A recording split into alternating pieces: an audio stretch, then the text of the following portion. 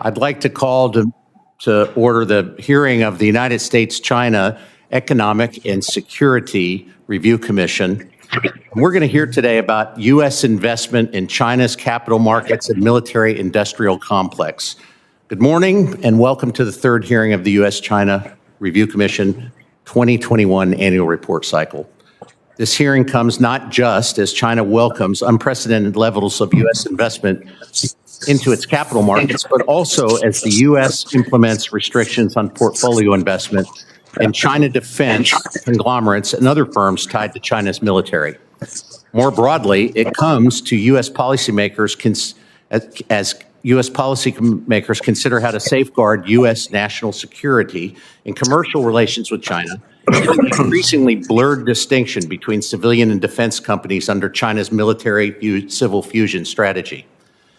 In the Phase 1 trade deal signed in January 2020, China's government promised to open its financial markets to foreign participation. But the terminology of openness does not guarantee that U.S. investors' rights are guaranteed. As China's corporate governance structures evolve and strengthen, they preserve a special extra-legal channel for Chinese Communist Party oversight and intervention. The result is a situation and a system in which influence trumps ownership. And the Chinese Communist Party always has the upper hand.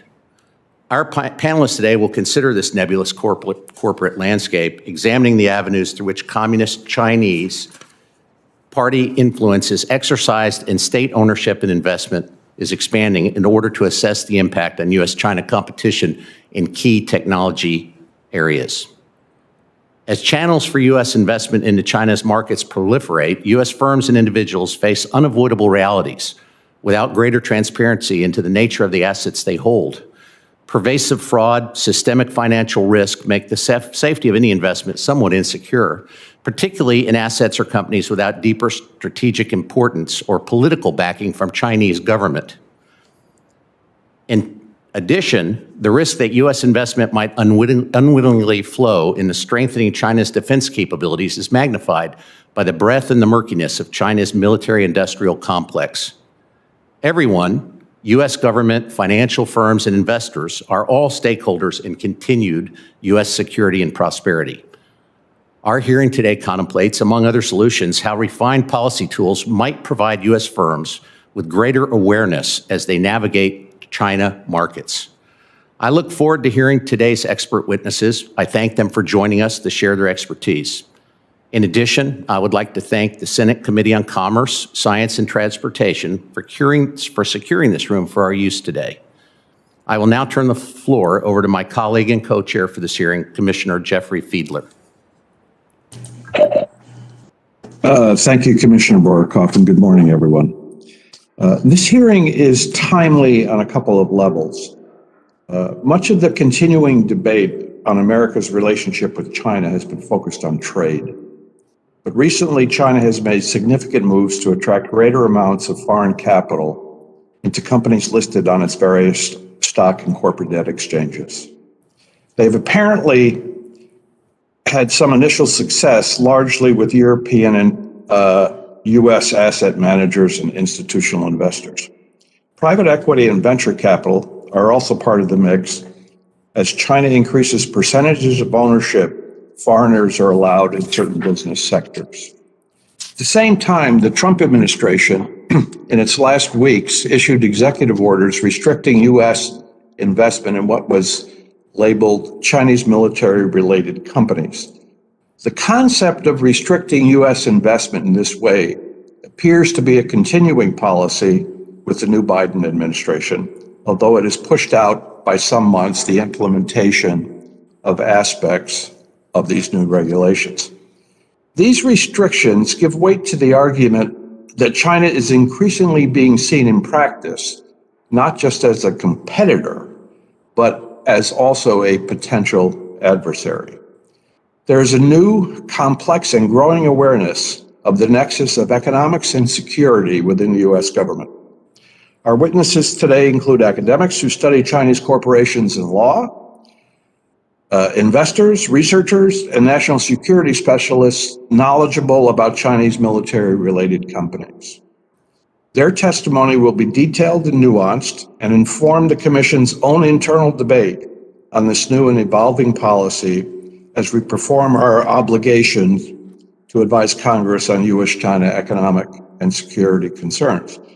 Before we begin, I would like to remind everyone that the testimonies and transcript from today's hearing will be posted on our website.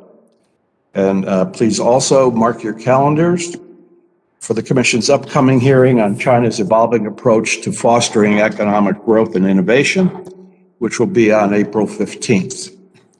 We will now begin today's hearing with our first panel, which will examine the role of the state in China's capital markets. We'll start this morning with Dr. Tamer Groswell-Lazary, academic fellow at Harvard Law School Program on Corporate Governance and an affiliated scholar with the East Asian Legal Studies Program at Harvard Law. Next, we'll hear from Dr. Meg Rithmeyer, F. Warren McFarland Associate Professor of Business Administration in the Business, Government, and International Economy Unit at Harvard Business School. Then we'll hear from Mr. Zachary Arnold, a research fellow at Georgetown Center for Security and Emerging Technology. And finally, we'll hear this morning in the panel one from Ann Stevenson-Yang, co-founder and research director at J Capital Research. Thank you all very much for your testimony. I would like to remind you that your remarks should be limited to 7 minutes. Dr. Osri, we'll start with you. Thank you. Hearing co-chairs Borohoff and Fiedler, distinguished commissioners and staff, fellow panelists, good morning. Thank you for inviting me to discuss elements in China's corporate governance landscape. I'm very pleased to have the opportunity to talk about these issues with you today. As the commissioners know well, state and party capacities were part of China's corporate governance landscape throughout its market development process. Such space has been reserved all along, with explicit affirmations from a Chinese party state that it is there to stay. Still, there is certainly a noticeable shift in both respects over the past decade, and especially since President and Party Secretary Xi Jinping rose to power. At the state level, as economic development advanced, the forms and structures through which the state carries its shareholding capacity have amplified and became more complex, yet their overall purpose remains. State ownership is still considered the pillar upon which the PRC's grand system of a socialist market economy with Chinese characteristics lies. Essentially, an economic system that does not aspire for a free market, but rather for one in which market forces play an increasingly expanded role as to improve the underlying economic fundamentals and justifications of continuous state ownership in the service of how China's party state envisions economic development. Aspirations aside, these corporate power structures created over the years powerful firms, individuals, and state bodies with vested interests that now capture the regulatory capacity of the state and limit the prospect of meaningful reforms. The same political economy also often holds back the state's ability to use its shareholding capacity to advance policies at the firm level. Indeed, as I emphasized in my written testimony, while state ownership is commonly portrayed as an easy control mechanism, the reality is far from simple. This, of course, does not say that party state is generally unable to mobilize firms in pursuit of its goals, but rather that such process is not without challenges and not without spending substantial political capital and economic costs. Understanding these complexities can help us comprehend a seemingly contradictory approach towards market economic activity. Series of laws and policies aim to direct central and local state bodies to exercise their shareholding capacity in what official rhetoric refers to as a scientific manner. This approach encourages state bodies to hold share ownership and control to varying degrees in designated industries and key areas. In these key areas, the party state aims to channel its policies more easily and to be followed more strictly, while loosening up control to more market-oriented forces in firms outside these spaces. By and large, I believe that the regime still adheres to this development approach despite the widespread presence of state ownership, which, as some observers rightly noted, have blurred the lines between state and private. Overall, as I elaborated in my written testimony, while the forms of state ownership and control have amplified and became more complex over the past decade, I'm not convinced that the state's level of activism as a shareholder, that is, the actual exercise of its shareholding capacity, has changed much. At the same time, however, I want to point to two additional changes that have taken form in recent years, which I assess are potentially more significant. The first is an ongoing process to increase the effectiveness of the regulatory regime as a stabilizing force. And we've seen this reflected not only in things like trade suspensions and buy orders to control market volatility, but also in a more robust activity by the CSRC, the Chinese securities regulator, to prevent, detect, and take administrative enforcement actions against corporate fraud, aspects that will hopefully be advanced even farther with the recent amendment of the securities law. The third and final aspect in which I see a meaningful shift occurring is the corporate governance capacities of the CCP specifically. These have been enshrined more systematically and elaborately, particularly with respect to SOEs broadly defined. Indeed, in recent years, the party has transparently asserted itself a greater and more direct role in corporate governance. It has expanded the use of party organizations in firms both quantitatively and qualitatively. Quantitatively, a greater number of firms today across both the private and public sectors have implemented a long-neglected company law provision to establish a party committee as part of their corporate governance structures. Qualitatively, the roles of these party organizations expanded as well. So far, at least, it seems that the party state has taken a rather practical approach for such expansion.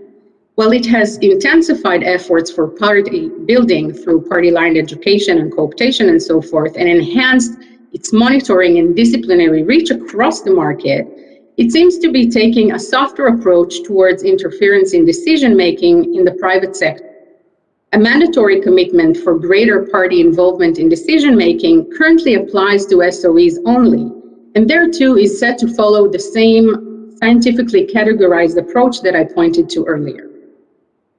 While it remains to be seen how these capacities are implemented on the ground, from a broad market perspective, these developments reflect that the party state is certainly aware of the trade-offs and the costs of excessive intervention at the firm level, as it tries to walk a fine line between mobilizing insiders and firms according to its priorities, to allowing them sufficient leeway for independent decision-making so needed for growth and innovation, while at the same time also trying to preempt and curb down the economic and political consequences that such leeway brings.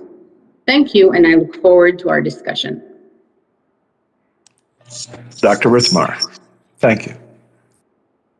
Thank you to the commissioners for inviting me here today and to the capable staff of the commission for getting us all organized.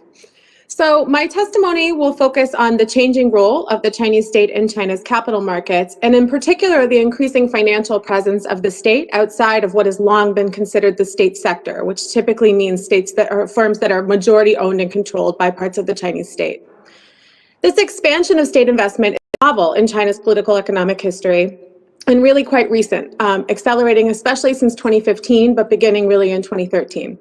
It is therefore, in my view, quite early to make confident statements about the effects of this expansion, but nonetheless, several patterns have emerged in terms of the sources and logics that have several important consequences that I do believe I'm able to discuss. So first, let me talk about the sources of state financial investment outside of majority state-owned firms. So the first, which is probably the most well-known, is China's recent industrial policy, and especially Made in China 2025. So as the commissioners surely know, the policy has controversially called for comprehensive upgrading and localization of China's manufacturing capabilities. And the primary means of implementing this policy has been the creation of what are called government industrial guidance funds in strategic sectors, such as semiconductors, artificial intelligence, and electrical vehicles, among other things. The funds are initially supplied by the state at several different levels, so central ministries, provincial, municipal governments, and so forth. And they're meant to be matched by private funds and, this is critical, managed by private capital management companies. The language of the state planning documents makes quite clear that policymakers intend for the industrial policy to be, quote, market-driven and government-guided, meaning combining government steerage, as some have called it, with genuine market mechanisms that they hope work in genuine market ways. It's worth noting regarding the industrial funds that tallying the totals of these funds is challenging for a number of reasons. So first, the funds exist at many different levels of government, and they're constantly changing. So frequently we hear something like Beijing has invested X amount of money in semiconductors. It's actually not Beijing, but a variety of actors that are inside and outside of the state who co-invest alongside one another with different reasons and sometimes with varying levels of coordination or no coordination. Second, the funds themselves are announced as targets, meant to signal the ultimate amount that any given actor hopes to invest in that fund. So the state contributions in this way are seed funding that private or social capital is meant to match. So the actual amount of state funding itself in any given fund can be uncertain. All of that said, the scope of state investment through the industrial guidance funds is quite simply enormous. So a recent estimate is that the total of central and local funds across all sectors is in excess of 10 trillion renminbi. And again, that's going to be focused predominantly on high-tech sectors, but it is in practice distributed quite widely. The second source is state-owned capital and investment in operation. And so these are SOEs or new functions for SOEs that invest widely in state and in non-state firms. This started in 2013 experimentally and sort of solidified around 2018. And the shift is from managing enterprises to managing state capital. And so again, it's the logic of industrial upgrading as well as optimizing the distribution of state capital throughout the Chinese economy. So far, at least 18 central level SOEs and countless other provincial and municipal ones have been identified as these state investment and capital management companies. And lastly, there's the ad hoc, what I call ad hoc, because in fact, there's no evidence that it's coordinated by any planner or policymaker, and in fact can sometimes be evidence of corruption and malfeasance rather than state strategy. And the ad hoc entry of capital has a couple of different sources. One is open market nationalizations, which since 2015 have occurred at a rate about 10 per year, which doesn't seem like a lot, but in terms of the push towards mixed ownership reform, we're seeing the opposite, which is instead of private capital entry into state firms, we see state capital entry into private firms. Another source is state capital into relatively successful firms. And this critically well predates the 2015 benchmark that I gave for the large-scale deployment of state capital in the non-state sector. So recent research and corporate filings and detailed work on shareholding in China's largest and successful firms shows what many of us have observed anecdotally for years, which is that firms in China who have met with success have at some point received significant investment from state-connected firms or state-connected individuals. So what is the logic or intention of these changes? So rather ironically, the logic, even according to state documents, the economic rationale for extending state capital into the private sector has been to provide a fix to other institutional and economic problems generated by the outsized influence of the state sector. So what the state seems to want is industrial upgrading and innovation, and it doesn't seem to trust traditionally state-owned enterprises to be able to do that kind of innovation, yet it also does not seem to trust the non-state financial sector to allocate capital in a way that does not generate excessive risk for the state. So as the state has clamped down on shadow banking and other forms of corporate debt, because it's been alarmed about the emergence of those trends, it's offered itself as a financier to the private sector because of these dual desires for risk management and industrial upgrading and growth. This distrust of the non-state financial sector should be understood as a major reason for the extension of state finance and state minority shareholding. So our research shows a massive expansion of state shareholding in 2015 as a result of the efforts of the so-called national team to arrest the collapse in asset prices that year. The logic here, and in many cases, is about maintaining economic and financial stability, so risk management rather than any long-term strategic planning. So what are the effects? So briefly, let me give two ideas about what the effects might be on China's political economy. So without getting too professorial, the first effect would be the introduction of new state agents and therefore new problems of control. So for decades, we know that the view has been basically that managers at state-owned enterprises have been at least partially disciplined by Beijing because they're appointed by the organizational department of the CCP. But clearly, managers at private firms and managers of private capital or managers of state capital that work at private firms are not subject to the organizational department of the CCP. So it's not clear how exactly they can be disciplined to carry out the state goals. So let me be very clear about this, that there's a tendency to assume that a firm has state capital and therefore is an arm of Beijing, but this assumption is incorrect. Examples abound from large investment companies that have entered state receivership, like China Minsheng Investment Group, because of their own mismanagement, to even high-tech sector entrants that are really just frauds trying to manipulate state policies for personal gain. So second is that state shareholding introduces enhanced monitoring capacity for the state. So the expansion and perceived expansion of financial risk has motivated the party state to seek this greater monitoring capacity over non-state firms. So lastly, let me just say a few words about US policy that I hope will be helpful to the commissioners as you consider how to deal with these new trends. So first, it's my observation that American financial firms, especially those who participate extensively in China's A-share markets under the QF2, or the QFII, the Qualified Foreign Institutional Investor Program, are savvy observers of China's markets and the state's mechanisms for intervention. And it is not my assessment that they are in need of protection via US policy from the unique political economic features of Chinese markets. And lastly, at least so far, the increasing presence of state capital outside of majority state-owned firms is best understood as a pathway, but a potential one for state intervention in firm affairs. As the commissioners surely know, the Chinese legal landscape has in recent years expanded the state's legal purview for intervention. We don't yet know how these laws will be enforced, but the potential for consequential state intervention is clearly there. And I would read state minority shareholding in the same way, as a pathway for potential influence rather than surefire evidence of state intent and control. Thank you.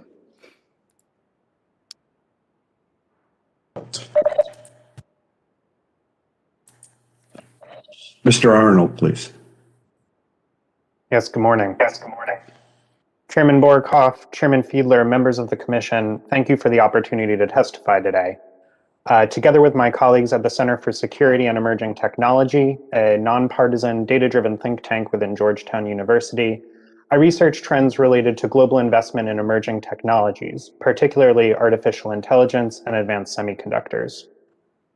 My written testimony to the Commission addresses a range of issues, including China's current position in various technologies, how China's technological development strategy relies on financial capital flows, and the state's prominent role in allocating capital to specific firms and sectors, for example, through the mechanism of government guidance funds.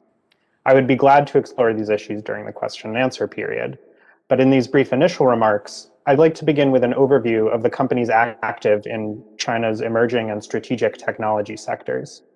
These sectors are diverse. With some exceptions, traditional state-owned enterprises are less active at the cutting edge.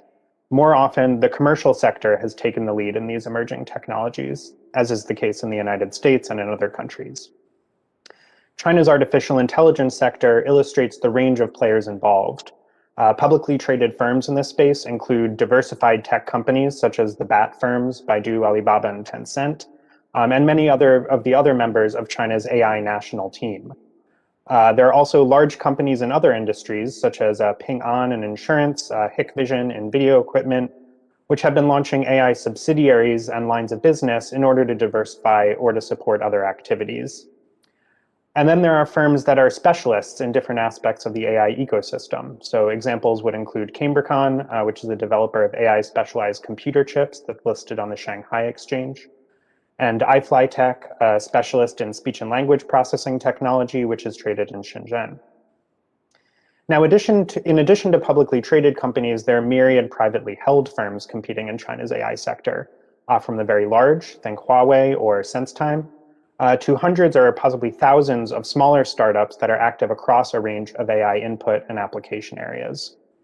Now, whether publicly traded or not, Chinese AI companies are entangled with the government in many ways. The extent and the nature of these ties varies from company to company and from context to context, but at a minimum, directly or indirectly, all benefit from the Chinese government's large and sustained investment in AI and related technologies.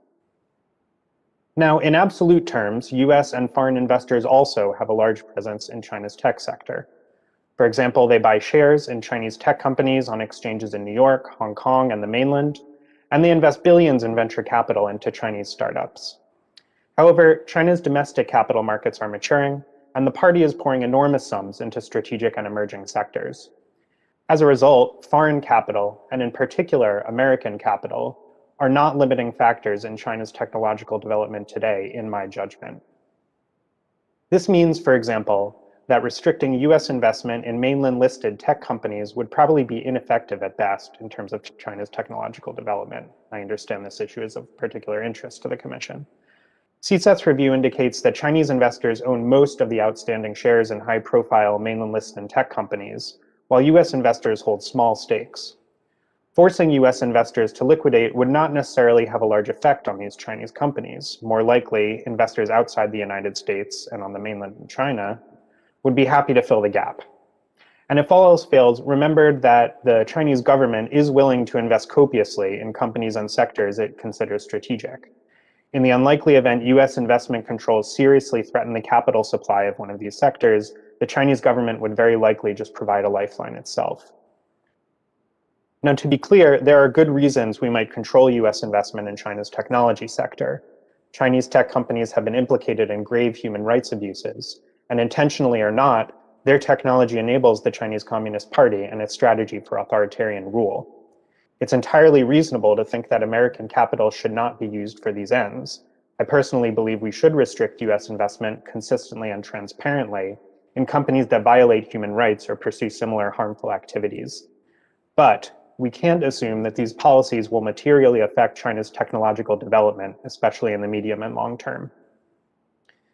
Now, to the extent investment controls are imposed, US policymakers do have some ways to make them more likely to have an impact. Any investment restrictions should be multilateral, and they should focus on the few transactions that are likely to pose serious national security risks. For example, when unique know-how or trade secrets are likely to be transferred from a US investor to a Chinese target as part of the transaction. It's critical to note that in order to be able to target these deals, the federal government will need to invest in analytic capacity that's currently lacking, such as better open source intelligence capability. But in parallel, policymakers should exploit America's larger and more durable advantages over China, advantages in domains other than financial investment. For instance, America's ability to attract the world's top scientists, engineers, and entrepreneurs is a unique asset that has long been critical to our economic and national security. Xi Jinping has described talent as, quote, the first resource, end quote, in his country's quest for technological independence, and China is working hard to attract both talented foreigners and Chinese expatriates, with mixed results to date. In my judgment, consolidating our talent recruitment advantage over China, including critically by fixing our restrictive and outdated immigration laws, would do more for America's national security than restricting US investment in Chinese tech companies. Now, we have other assets that are also worth reinforcing. These include robust alliances with technologically sophisticated peer nations, dominant positions in certain choke point technologies fundamental to many capabilities, such as high-end computer chips and chip manufacturing equipment, a diminished but enduring soft power advantage, and a market-driven economic system in which innovators and entrepreneurs can thrive. If America wants to remain a contender in the global competition for technological leadership, it must protect and build on these strengths. I thank the Commission for its time, and I look forward to your questions. Ms. And Yes, thank you. I couldn't agree more with Dr. Arnold. Good morning, and thank you for the invitation. I think it's worth saying that China has not converged and will not converge with the US political and economic model. That was never going to happen. But that fact in no way invalidates the long-term US policy of engagement. That policy has enabled significant US gain in trade and investment, as well as, of course, bringing enormous new freedoms and prosperity to Chinese people. I think it's important to note that China's conduct at the Alaska meeting with our administration recently was not a sign of strength, but of weakness. Cornered animals lash out. Xi Jinping's rejection of democracy, of an orderly transition of power, of treaty obligations, all of those things are not playing well either at home or abroad. The Chinese government deploys all the resources at its disposal in the interest of unfair competition with the US, both economically and geopolitically. That's just a fact that we have to deal with. But disengagement empirically does not promote US interests, it harms them. How does this operate in the financial markets? Financial markets have provided China with a get-out-of-jail-free card for refusing to reform domestic institutions. I think China learned back when Unicom was listed in 1998 in Hong Kong that public markets would be far less demanding and more lucrative than foreign direct investment, and this has led to a number of problems. Many people draw a bright line between the way public and private companies operate, and they expend a lot of effort in trying to figure out whether Huawei, for example, is secretly owned by the PLA. My belief is that ownership is almost entirely irrelevant. One thing the Chinese government has done very deftly since the reform and opening policy began has been to deploy the tools and mechanisms of capitalism within a socialist framework. To overgeneralize, you could say that Chinese corporate structures are Potemkin villages. So China is largely a state-owned economy and is becoming more so. The private sector is an arena in which China's political elites accrue wealth, while the state profits from a laboratory of technologies and business models that, if successful, can be absorbed into national ownership. While many of China's firms start off as private and are initiated by ambitious entrepreneurs, they necessarily become unprivate as they trade away control in return for the permissions and resources they need to scale up. The reality of this illicit ownership pattern creates a mutuality of interest between state and private players across a broad swath of China's economy. Throughout the reform era, China has pursued a policy of not investigating or holding accountable mainland domiciled entities for fraudulent behavior abroad, no matter how blatant or egregious. In fact, by intent, the mainland provides a reliable safe haven for Chinese capital market fraudsters. To strengthen this legal shield, in the recent decade, China has passed a series of regulations that prohibit anyone on the mainland from providing evidence in any legal proceeding outside the mainland without specific written permission from China's Supreme Procuratorate. This restriction makes financial crimes committed in the US by Chinese entities impossible to investigate and remedy. The upshot is that US efforts to regulate Chinese companies based on ownership are doomed to fail.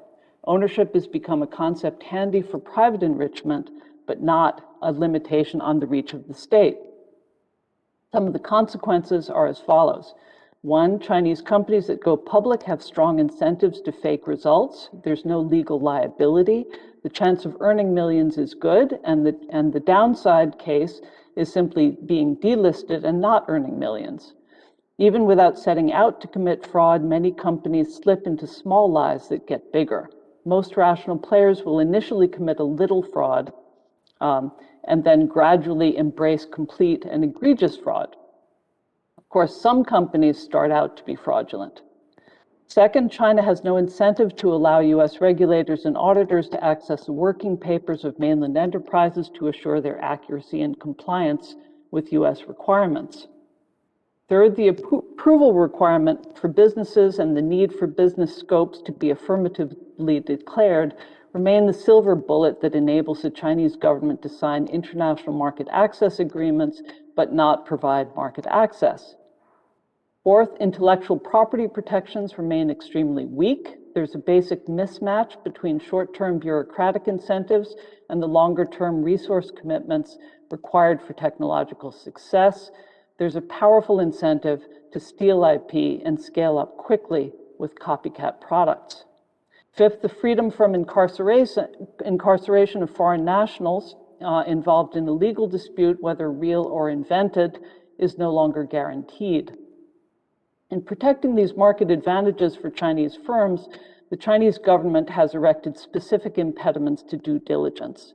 Some of these are as follows. One, the 2010 Law of the People's Republic on Guarding State Secrets attaches draconian penalties for transferring information the government considers sensitive overseas, including by sending an email to someone outside of China or via an overseas hosted email server like a Google or an AOL server. Two, particularly since 2015, when the economy took a dive, China's government has successively banned data sets that formerly were public. These include financial statements from companies, detailed trade statistics from customs, detailed banking records. 3, local governments massage or fail to disclose critical data on real estate, consumer spending, and foreign direct investment, among other subjects.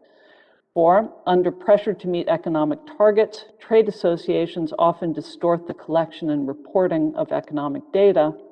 And 5, listed Chinese companies seeking to boost their share prices inflate results without consequence. Ironically, this adds to pressure on US public companies to report rosy results because they will be in line with their peers. So there are a number of different remedies that can be taken. Briefly, I think the practical remedy for fake data on a macroeconomic level is to grant American researchers unfettered access to conduct surveys, a right that's been constrained by the law on conducting surveys, supervised by the state statistical administration. 2, on a corporate level, US investigators in a legal proceeding need to have the right to interview individuals and review financial records of all sorts, including tax records, audit papers, invoices, and communications. And I have a number of other remedies, but I'll stop there because I see my time is up. Yes, thank you very much. We will now begin commissioner questioning in alphabetical order, last name of commissioners, and I will include the chairs and co-chairs in the normal order. So Commissioner Bartholomew is first. Is she available? She doesn't appear to be here yet. Okay, Commissioner Borokoff. Thank you very much. First, let me say thank you for the testimony that you all just gave. It was very enlightening, and I'm very thankful that you all have taken the time and the effort that you did to send in your testimony and then appear here today. My first question is for Mr. Arnold. I was impressed with some of the things that you said and wanted to ask you to expound a little on two things. It seemed to me that what you were saying was it's well and good to punish companies that do the wrong thing and countries that do the wrong thing, but that, in fact, restricting capital, and I think all of you may have said this to some extent, restricting capital investment in China might not work simply because they'll go get the money elsewhere. And in your testimony, Mr. Arnold, you talked a little bit about sea turtles and human capital. And you also talked a bit about, you all talked about the fact that we can't analyze what's happening over in China that easily. Would you mind expounding to me a little bit about what I think you're saying is we need to work in our own shop and improve at home what we need to do to retain talent, and we need to be a little bit better about how we analyze what's happening over there rather than try to force them to tell us. Would you expound on that a little bit, please? Certainly. Yeah, no, I appreciate that. I guess I'll go in reverse order. First, our understanding of what's happening in China and China's technological enterprise, and then maybe a little on human capital.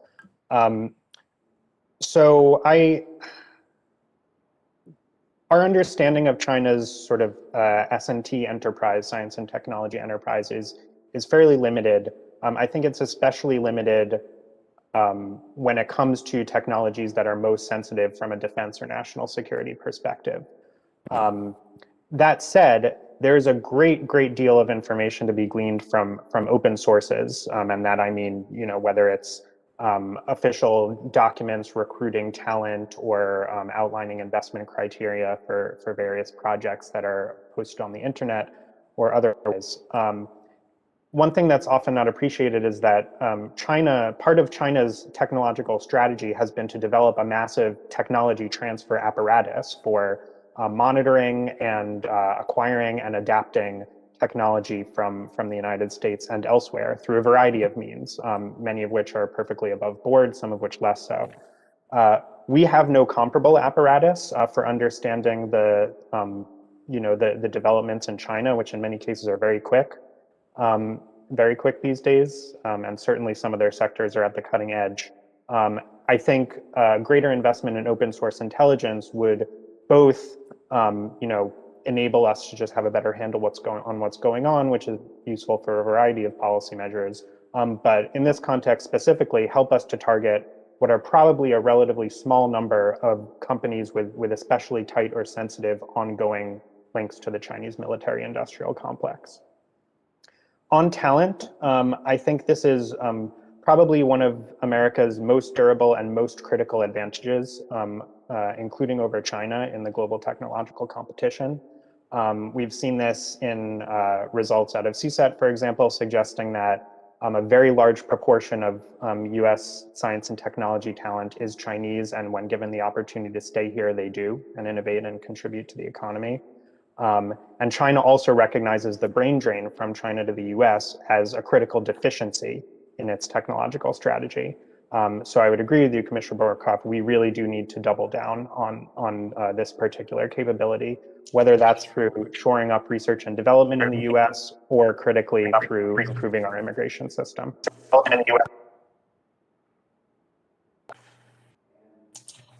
With the remainder of my time, would anyone else like to address that?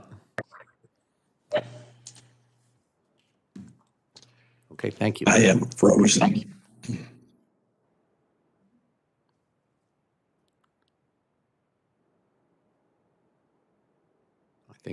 I think we lost Commissioner Fiedler.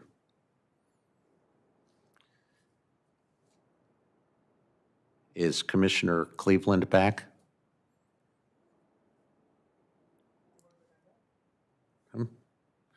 Okay, I think given that, we'll ask Commissioner Goodwin if he's ready. Would you like to ask a question? Sure. Thank you very much, Commissioner Borkoff, and No, I thanks missed. to the panel. No, forgive me. I made a mistake. Commissioner Cleveland's right here. Please go right ahead. I defer to you if you would like to. No, please. Okay. Please. So I think I'm getting a couple of takeaways here. If I could consolidate what I heard, and please correct me, that there is an increase in investment by the state in the private sector.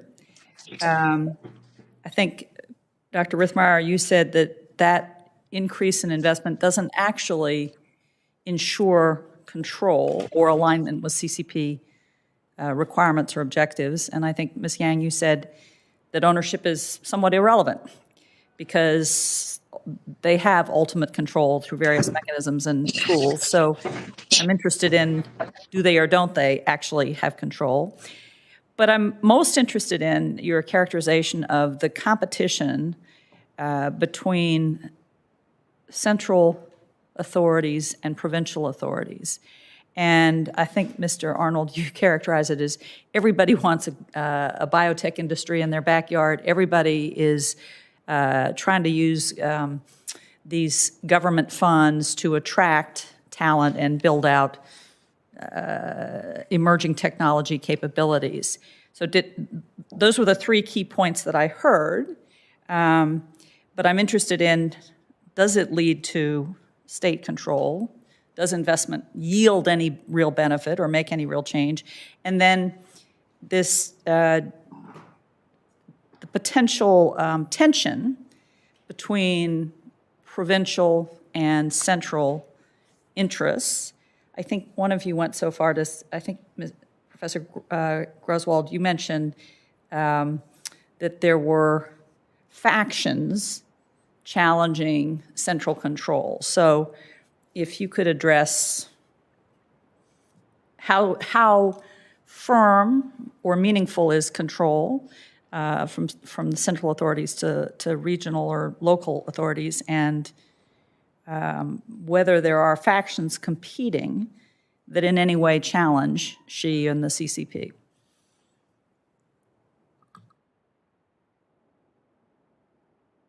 Ms. Rithmeyer, you want to go first?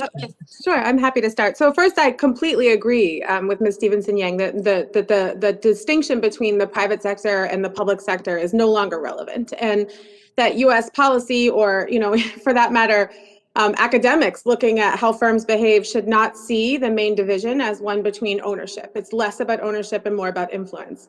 The distinction I'm trying to make is that we tend to read whenever a firm has a relationship with the CCP, whether formal or informal, we then assume sometimes that what that firm is doing is the bidding of Beijing. And my concern is that we don't overinterpret some of those signs and then misread what the intentions or the strategic efforts of the CCP really are. So my answer, Commissioner Cleveland, to the question of is there influence or is there not influence is that there's both.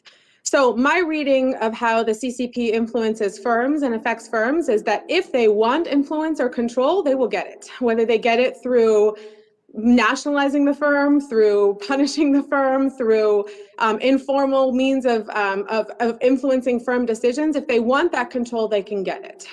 But it's not always necessarily there just because there are potential pathways for that control. And then in terms of the outcomes, does it mean that, China will, quote unquote, succeed, say in industrial upgrading or in innovation, or will they fail? They'll do both at the same time.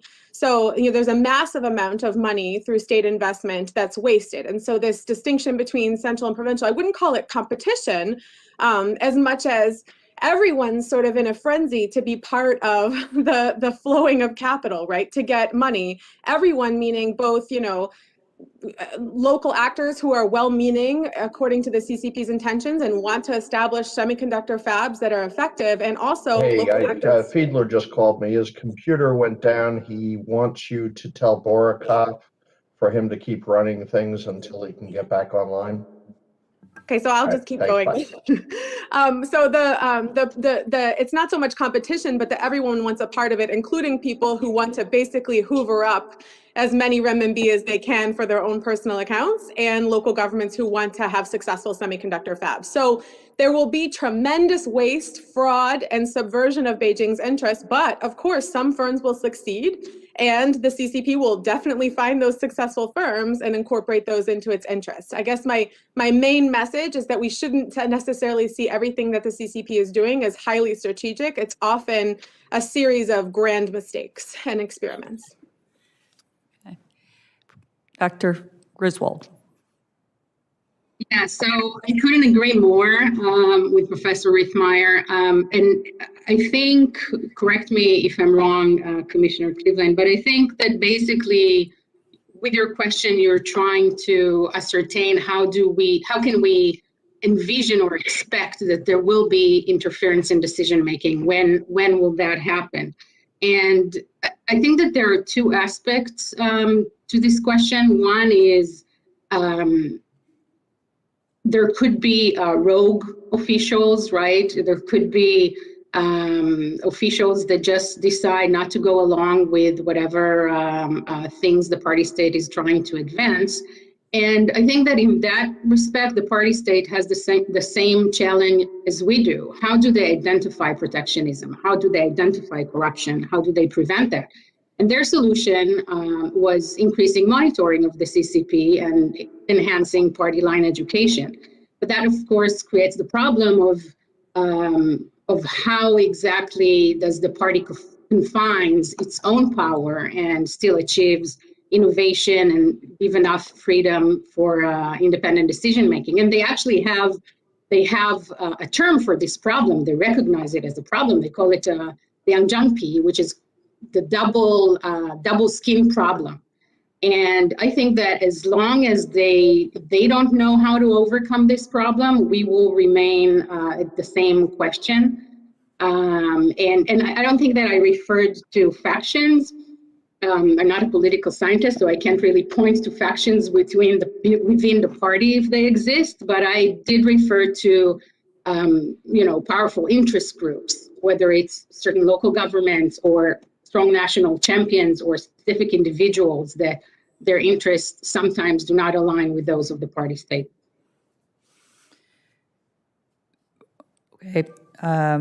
Perhaps, you said on page 43 that there were powerful insiders that with localities setting up guidance funds that may, perhaps Dr. Riethmeyer's comments of feeding this frenzy.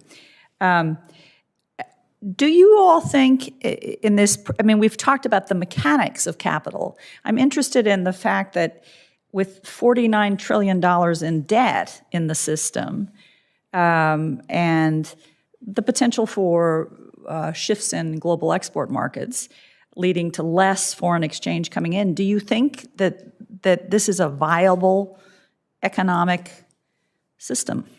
Is capital infinite? Because none of you have addressed the debt issue.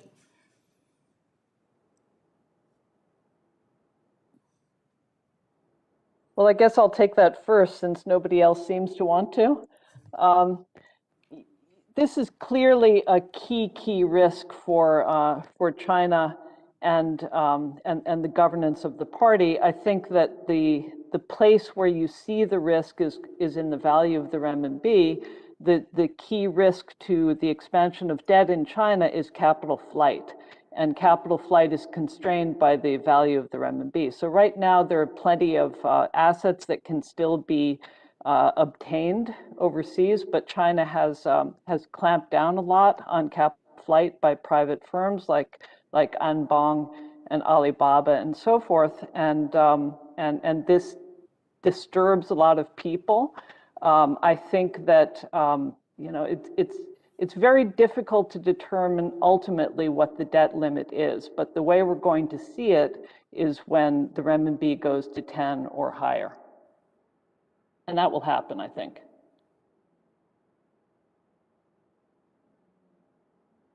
I guess, Commissioner Cleveland, I'd only add that capital is not infinite. You're right. I do think that the CCP has signaled very consistently that investing specifically in emerging and strategic technologies is an existential issue for the party, and they will.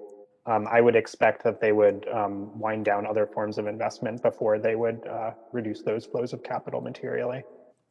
Okay, it's time for us to move on to the next commissioner. Commissioner Fiedler is having some difficulties, so we'll go to Commissioner Goodwin. All right, thank you again, Commissioner Borkoff, and thanks again to the panel for their great testimony. I'd like to return conversation to subject of these investment restrictions, not only in the mainland, but in some of the other international exchanges as well. Obviously, any sort of restriction like this that we want to put in place needs to be grounded in reason, rationally tied to reasonable objectives and reasonable in scope, and hopefully effective in meeting those objectives. Obviously, Mr. Arnold, as you point out, perhaps irrespective of the efficacy, there are still good reasons to have some of these restrictions on place to limit availability of American capital in certain companies. But at a minimum, I would hope when we're measuring how effective they are, it would have to include the ability to withstand judicial scrutiny. And just last week, the U.S. District Court for the District of Columbia actually entered a preliminary injunction against the government on behalf of Xiaomi, I believe a smartphone manufacturer, effectively blocking the executive order's restrictions from going into effect with regard to that company. My sense is that many of you have expressed some concerns about the lack of groundwork or foundation that was laid for the restrictions contemplated in that executive order, 13959. And now federal courts are doing the same, at least based upon the more exacting standards of federal law. So my question is, what's next? The news coverage of that injunction that was issued last week indicates that several other companies are contemplating comparable legal actions to enjoin enforcement of this executive order. If that happens, if additional cases were to be filed and successfully block the restrictions, how should the administration respond?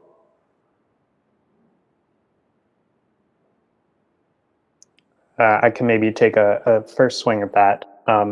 So I also read that ruling, and it was interesting for a number of reasons. I do think it would be, and I've seen the reporting also that companies like SMIC in the semiconductor sector and maybe some others are thinking about their own lawsuits.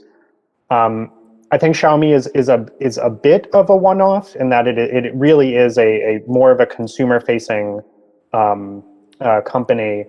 I think that companies like SMIC and semiconductors are certainly the state-owned enterprises on that list will have a much harder time in court, under any sort of APA challenge, for example, showing that their connection to the Chinese military doesn't withstand sort of an arbitrary and capricious test. That said, I think the Xiaomi ruling points to a vulnerability, both procedurally and in terms of how the executive order was enacted and those sorts of things, I think can be remedied, but also in just sort of a basic lack of analytic capacity to really distinguish when there are ongoing, tight, concerning ties of material significance between a Chinese company and the Chinese military, and when there are not, when they're patchy, when, I think as one of my co-panelists put it, there's the potential for that influence, but it's not really activated. To be fair, the Chinese government is not making it easy for us. There's a myriad of different ways that it can influence these companies. They shift. There's little public information, but one reason I think we need to work on analytic capacity within the government to draw out these ties is because otherwise I do worry we'll see more rulings like the one you saw from Judge Contreras. Anybody else? Yeah, if I might just add one thing, Commissioner, is just that I actually think that's a productive process to have Chinese firms enter a legal process to prove that they have no connection between the Chinese state, right, and their business structure, because that's one opportunity that we do get to get clarity on that process, and it incentivizes Chinese companies, right, to make that presentation of their corporate structure and of their decisions. And so there was a world 10 years ago, maybe more, which SMIC, right, was swearing up and down it had no relationship to the Chinese government and was therefore welcomed in U.S. supply chains. And so, in a way, having some sort of means of getting Chinese companies themselves to produce that due diligence, to show and incentivize them to do that, I think is a beneficial outcome of U.S. policy. All right. Thank you very much. And now, Commissioner Camphausen. Thank you, and thanks to our panelists. Mr. Arnold, I guess my questions or discussion is more focused on your testimony. I sensed in your written testimony, at least, a lack of acknowledgement of the role on the part of the Chinese entities to taking intellectual property or coercing tech transfer through means that, somehow are a process to gain market access or whatever. In the opening part of your statement, you talk about surprisingly fast development on the part of Chinese entities, and you cite military aviation, and the citation is about the J-20. Well, in American national security and intelligence community circles, the J-20 is kind of a great case for how Chinese espionage has taken aspects of the US F-35 and incorporated into the J-20. And so I hardly think that's a case of terrific advancement on the part of China in the field of military aviation. You mentioned to Mr. Borokoff the conditions of IP protection, and you also made mention in your oral testimony about trade secrets. My question is really, you talk about the conditions in your conclusion about when it might be okay or even preferable at a policy level to restrict investment, especially in firms that are implicated in human rights abuses, which I agree with and think is a worthy point. There's really another question, though, it seems to me, and we have to ask ourselves to what extent foreign capital might reinforce ill-gotten gains in technological advancement. And should that be another condition that would add to your list of reasons why we might limit foreign investment in some Chinese firms? Yeah, thank you, Commissioner. I appreciate that question, and I certainly would agree that tech transfer, whether compelled alongside foreign direct investment or through other channels, is a very serious concern. I personally, I would think that, companies that are habitual, IP theft offenders, whether that's because, they're integrated with the Chinese government, which is helping them in that sense, or just on their own, would be cause for concern, and potentially for investment restrictions. I think it's critical to think about what are the tools we would have that would materially affect those companies in exchange for that behavior. I'm skeptical that we have a meaningful way to address tech transfer through, for example, restrictions in listed companies. I think there's probably a set of transactions that are potentially very concerning from a tech transfer perspective.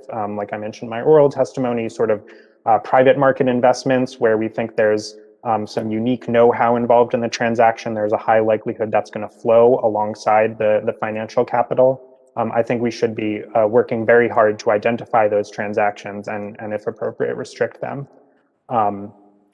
So I guess I would agree, certainly, that tech transfer is a serious concern, one that's a legitimate subject of potential investment restrictions. I just want to make sure we're using our levers to accurately target that and influence that behavior. I think that's a fair point.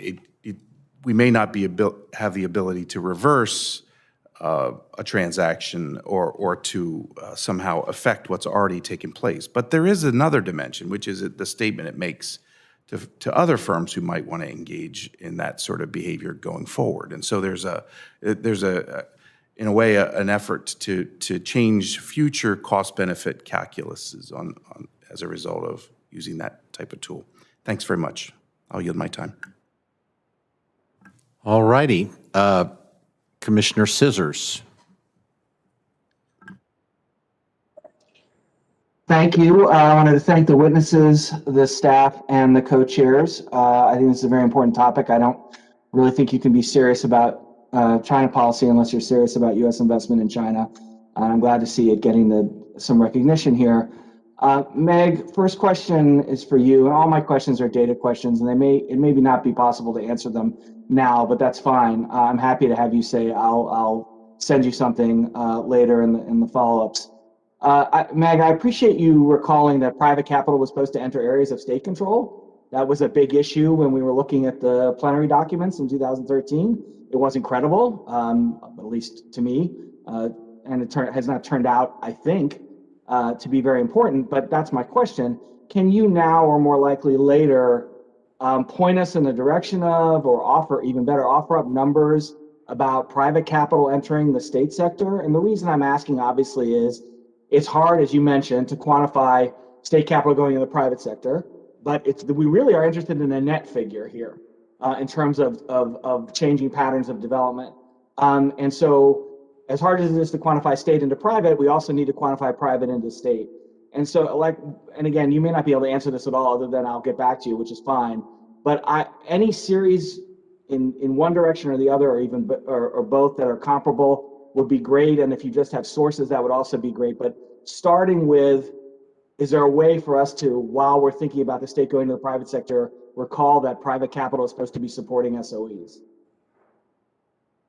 Thanks for that. I love data questions, but not this one because I don't have an answer. It's very difficult. I mean, I have a lot of anecdata, which is that, what's very interesting about the mixed ownership reform is that the document that gave the 2020 deadline did generate a lot of activity, especially for local governments and provincial governments that had to meet some requirements or show evidence, right, of mixed capital reforms. But it was much easier, right, to go the direction that I've been discussing, which is state capital into the private sector, and then show, look, ownership is mixed, right, than the opposite. And so, I have anecdata about, certain firms who sat down with private capitalists and said, look, we're going to need you to take like this kind of stake in the company to mostly, achieve those objectives. But I'm sorry, I would even love to say I'll get back to you in the future and I can try to look into it, but I do not know of a great systematic source of how exactly that works. So I can only apologize. Yeah, I feel like I'm going to be doing that throughout my time as commissioner, asking impossible questions. But if you do have like a direction to point us in, that would be great. Just to start, when you don't have data, a little bit of data is helpful. Yeah, Mr. Arnold, Tammy said she had an answer, I think. Tammy might know. okay.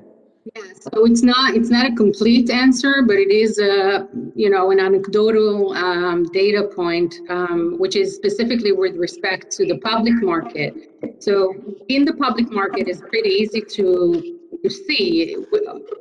Every traditional SOE that went through corporatization and then public listing is exactly that type of firm that you want information about. So all of those firms, which is currently about a third of the market, corporatized SOEs that listed shares for trade, those are in a way mixed ownership corporation with private investors. Right. So that's about a third of the public market. We could possibly use them as a proxy if we detrend for stock market movements. No, that's a good suggestion. Thank you. I may come back to you if I have time, but I don't think I will. Mr. Arnold, in your written testimony, you said FDI and venture capital from the U.S. to China is falling. As we know, total holdings of portfolio securities are definitely not falling, and they're not tracked by sector that I'm aware of. They're less targeted, obviously, than venture capital, but they're larger. Do you happen to be aware of sector numbers that are, either portfolio holdings or including only portfolio holdings or including portfolio holdings and routed through offshore sources or not? So some sort of breakdown of portfolio holdings of Chinese securities by sector. Do you happen to be aware of any breakdowns by sector in that area? Off the top of my head, no. I know there's been some recent analysis about this out of the Peterson Institute that I can look for and try to get back to you. But okay, yeah, so same thing. I appreciate that, and I'm not looking. I'm asking questions that I know are hard because if they were easy, we'd already know the answers. I'm not looking for a perfect result. If you have like, hey, this is suggestive, that would be great. And I'll yield back my 10 seconds. Thank you, Commissioner. Commissioner Talent. Thank you, Mr. Chairman. I want to join my colleagues in thanking you all. Your testimony was extremely powerful and very informative insofar as I was able to follow it. Finance was not ever an area of expertise of mine, but I found myself reading your testimony reaching just about the opposite conclusion from the one you reached. And I want you to explain to me why I'm wrong. So, Dr. Oserby, you explained, and I've never read it done better, the various avenues of state control of all companies that are of any size in China, the guidance funds, the status shareholders, subsidies, a bunch of other means of control. And that what that means is basically Chinese companies are controlled not necessarily by the managers or the owners, but by people strategically placed in the company who have political influence with the authorities, are well connected, and are part of the Chinese elite. Ms. Stevenson Yang, you told us, and I thought this was extremely powerful, that every Chinese company that's successful either starts as a fraud or becomes a fraud, and that you can't trust any of the data because they all have an incentive to make themselves out to be better than they are, and that this is corrupting even American companies that are invested in China. Mr. Arnold, I think it was you. I haven't been able to find your testimony in my folder here. You also said, if you didn't, a number of other witnesses have said, the government has got to get better at understanding what's going on in China, because even the United States government doesn't know what's happening with these companies and who controls these companies, et cetera. We're going to have other witnesses later saying that the index funds may well have been pressured, the indexes, in order to get them to list Chinese companies. And yet you all conclude, let's just continue to let American investors invest in China. And if I was still in the Congress, it'd be one thing, the speculators and the Sharpies, if they want to take a risk, I wouldn't want my constituents putting their pension fund money in what is essentially a gigantic racket. Meeting, waiting for others to join. That was my reaction, and I'm not. So tell me why I'm wrong.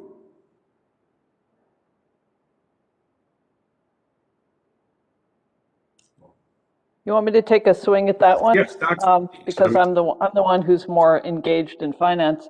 I don't think that's what I said at all. I think that in the realm of technology transfer, what we're saying is that the methods for influencing the direction of capital toward Chinese technologies should be focused on the technologies rather than the firms, because we really can't determine what the firms' ultimate connections to party goals are. In the realm of finance, I think the real issue is not so much technology transfer as fraud and the security of American investors.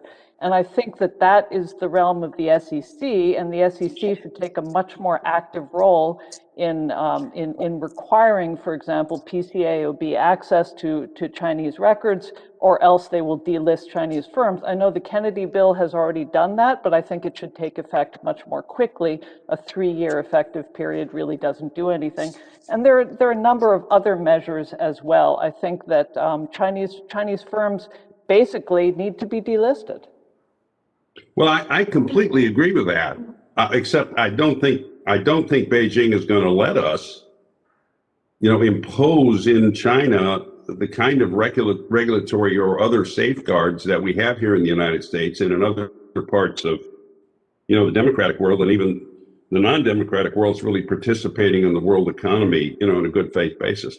I asked the question, and really it's a sincere question. I mean, and not so much from a national security standpoint, because I hear what you're saying there, that look, they're going to get the money someplace anyway. But from a standpoint of investor protection, yes, please, Dr. Ozer. Yeah, so I'm going to talk about money flowing there rather than money coming in, because Ms. Stevenson-Young also already addressed money coming in. I think, and Commissioner is rightly concerned about fraud issues. I think what I hear in your question are two concerns. One is the issue of fraud, and the other is the issue of state presence, which might infer that firms are not directed to economic maximization goals, and therefore you're concerned for constituents and so on. I think that we need to remember that investors' interests do not necessarily align with government interests. We might be able to align them better. That's a point for discussion. But in terms of their economic interest, I still think that we should leave to professional managers to decide where money should go and which risks are worth their time and which risks are worth their money. We still need to remember that in the Chinese market, there are significant processes that are meant to deal with fraud and with corruption and all these issues. The Chinese government is risk averse, as we know. And so we do see some improvements there, and it's important to remember that. And, as one investment manager once told me, they treat Chinese possible government interference, it's the ESG with Chinese characteristics for them. And they know how to treat that. They know how to calculate it in the risk assessment. So that's my point in that.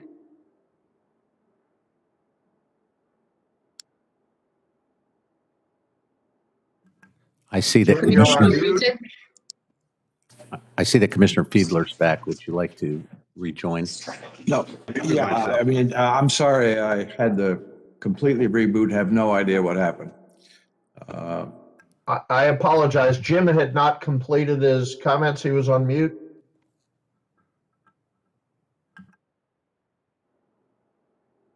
Jim, you're still on mute. I hit unmute. I think it's muting somehow. Yeah, it is. We hear you. Right now. Can you hear me now? Consequently, firms in China become de facto controlled by largely unmonitored, powerful insiders, leading to the relative apathy of government officials towards corporate misconduct. My academic work elaborates on the corporate governance consequences of this reality, which includes widespread self-dealing and corruption. Absolutely. Well, I'm over my time. If I might come in, I totally agree with Tammy. And in fact, one of my policy recommendations is that, I teach a course on political risk, right, to MBA students. It's amazing. They're not stupid, right? And there's political risk in all kinds of places. And national security risk is one thing, but my fear is that, if the United States government starts making policies to protect so-called investors, Anne's suggestions I think are quite brilliant about, requiring or doing as much as we can to require certain disclosures, survey access, these kinds of things. But if we start making rules to protect investors and financial allocators of capital from their own risk, then it seems like it's a step beyond, I think, making a national security argument about China. I appreciate Just it. Thank if I you, may, Mr. Chairman. Yeah, please. just if I may, all right. because Commissioner quoted from my testimony, and I just want to, make it for the record.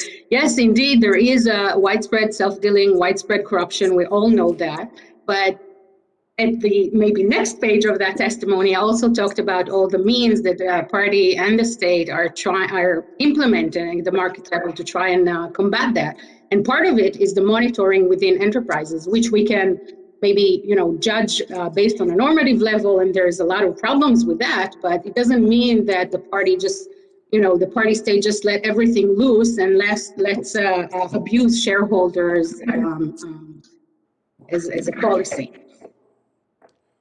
All right, thank you. Okay. Thank you, Mr. Chairman. Yes, Mr. Wessel. Thank you all for being here. And I'd like to pull on the thread that Jim just exposed for a couple of minutes because I agree with him. And Dr. Rithmeyer, I certainly understand how investors should be able to judge their own risk. Although the theory of the 33 and 34 acts is that there should be adequate information. And we've heard, I think, from a number of you today, as well as I think we all know, whether it's PCO, AOB, or other issues, the opacity of being able to actually know what's happening in China. I heard today, in fact, comments that raise increasing concerns for me. In the past, we've had witnesses indicate there really is no private sector because there's always some, influence of the state, one way or another. But today I heard that the fact is that success begets more government involvement. You become you are under higher focus, more governmental influence to both harvest the benefits of your activities as well as potentially rein in abuses, etc. So from the 33, 34 Act, etc., I'm a normal investor, I'm not reading on a daily basis what individual Chinese firms may be in a mutual fund. It doesn't seem that it's working, is it? No, to be clear, there are, this issue of, I've also written about, about fraud and corporate governance problems. And I think Anne put it really well, corporate governance structures in China are a bit of a Potemkin village, and that they've adopted, both for state firms and for non-state firms, the veneer, right, of modern corporate governance and a modern regulated financial system without actually giving teeth to those regulations or giving power to minority shareholders. Or regulators, among other things. So I'm not saying, and I think this issue of, whether Chinese firms should be allowed to list on American exchanges, what I think would be a great set of concerns, right? And you're policymakers, I'm not. I'm only an academic, right? how to craft policy is, that's not what I do. But thinking about what are the positive inducements, if they're possible, to get Chinese firms to agree to those rules and to push maybe even domestically within China for greater transparency, more of the regulations that our investors would need to be protected and Chinese minority shareholders would need to be protected. And so I think, I guess I'm wary of saying, for national security reasons or something, or to protect investors, we should ban all investment in China. The issue of Chinese firms listing in American exchanges, I think, is totally different, and I would support delisting in most circumstances. Well, but let me step back a minute, because from your comments and also those who argued for China's succession to the WTO indicated that, engagement would yield, freedom, democracy, adherence to Western norms, etc. I don't, think that 20 years in, all the proponents' wishes or hopes have come about. And I think we've seen from both the Trump as well as the Biden administration, the early comments and activities, for example, in Anchorage yesterday, that China is a strategic competitor. How far you want to go beyond that, I leave it to you.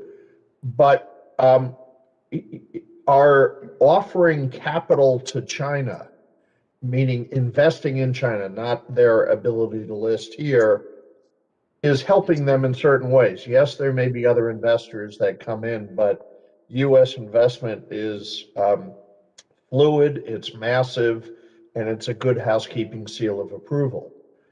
Should we reset and say no new investment until we see certain reforms? It seems like we're rewarding them for being bad actors. We're rewarding them for, what many view as genocide in Xinjiang. And now we're doing a one-off policy to forcing us to prove in most instances bad performance, bad actions. It seems like we have this backwards. Do you agree or disagree? Dr. Rithmeyer, I'll focus on you first and then welcome anyone else's comments. I'm wary of putting any specific policy in the grand arc of engagement. Did it work or did it not work? And I don't think. I think what you I guess should ask is the U.S. government prepared to quote unquote protect investors from every emerging market or market where there might be political risk? And I think, to be totally honest, my fear is that in responding to, and I agree with you, China is behaving badly. I agree with you about. If I could interrupt, I'm not trying to protect the investors as much as I'm trying to protect our country. We're investing when it comes to the DoD listed companies. Those are ones that have been identified as acting directly adverse to our national security interests. That should be a government or a countrywide interest, not an individual investor aspect. Exactly. I think that's exactly the distinction that I would want to make. So what is a national security interest versus what is a policy saying no one can invest in China, period, because we're worried that China's markets have too much fraud and corruption and we have to protect investors from themselves. I don't want to see the US government become the Chinese government by overprotecting people in response to its actions. But for the DoD and the entity list companies, it would be appropriate to restrict from a public policy perspective investments in those companies. Understanding there has to be due diligence about the listing itself. No argument there. But if those companies are identified in law by the legal standard as being adverse to U.S. interest, it's appropriate to take action, is what I heard you say. Is that correct? It's a bit beyond my purview, but it doesn't seem unreasonable to me, no. All right, thank you. Okay, I will go to Commissioner Wong before asking myself questions. Thank you, Mr. Chairman. Thanks to all the witnesses for your cogent testimony and the questioning today. I really enjoyed it. Dr. Rithmore got into this just in the recent questioning with Chairman Wessel, but I want to just make sure I understand the distinction you are making. When you say that the investors currently, or the savvy investors, these institutional investors, that they are sophisticated and going in with eyes wide open with regard to the opaque nature of Chinese companies, as well as the risk of political intervention, the political risk, as you mentioned. You are not saying, however, that they have an identity of interest with the national security interest of the government as a whole. They may factor in reputational costs to them as institutional investors. They may factor in legal exposure with the existing national security restrictions that exist.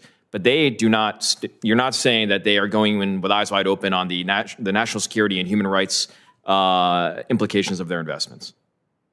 Absolutely correct. That's exactly the distinction that I'm trying to make. That yes, that's exactly right. Okay, thank you. Question, Mr. Arnold, I read with interest the section of your testimony about targeted restrictions on individual deals. Now, you had other suggestions that were kind of broad and more towards our overall competitiveness, and I think those are very good and cogent. But on this targeted idea, your proposal seems to be focused on building U.S. government capacity to basically have market-wide information to find those individual deals that might pose acute national security or human rights problems. My question for you is whether a better way to approach this from a government perspective is a reporting requirement rather than market-wide surveillance by the U.S. government. And by that I mean, if you have an investor, whether it's a private equity firm, whether it's venture capitalists, whether it's these companies that want to list Chinese firms on an ETF or an index fund, that before they do that, they make a determination on their own that this may have national security or human rights or governmental interests, that they then report the deal, provide proper information, and then consult with the government on how to narrow the deal or not do the deal if it does have those implications. Essentially what I'm proposing, and in my mind, is kind of a reverse CFIUS process. And again, it could be voluntary, but enforced with the threat of post hoc action by the U.S. government if we do find this deal to be at a later point unsavory or detrimental. What do you think about that? I mean, is that unrealistic? Is that workable in this context? So I do, again, appreciate that. I do think some sort of reporting up from the private sector, would potentially make sense as a mechanism here.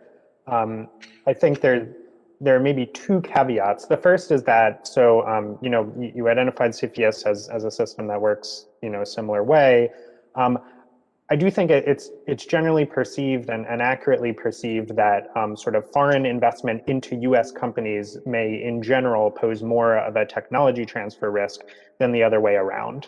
I think there probably are U.S. To China investment transactions that do pose similar risks, but I would guess it's less common, fewer and far between.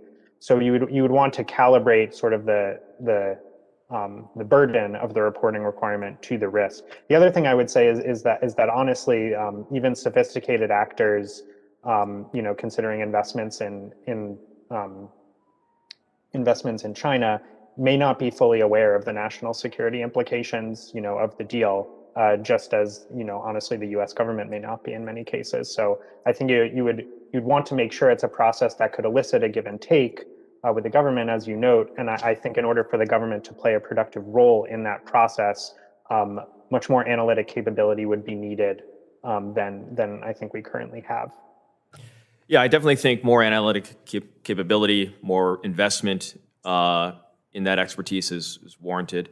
But if this reporting requirement existed, it would essentially shift the burden over to the private sector, to individual deals, to people who are closer to the deal, when they would have perhaps some give and take, not just between the U.S. government and the investor, and the U.S. investor, but between the U.S. investor and the Chinese entity itself.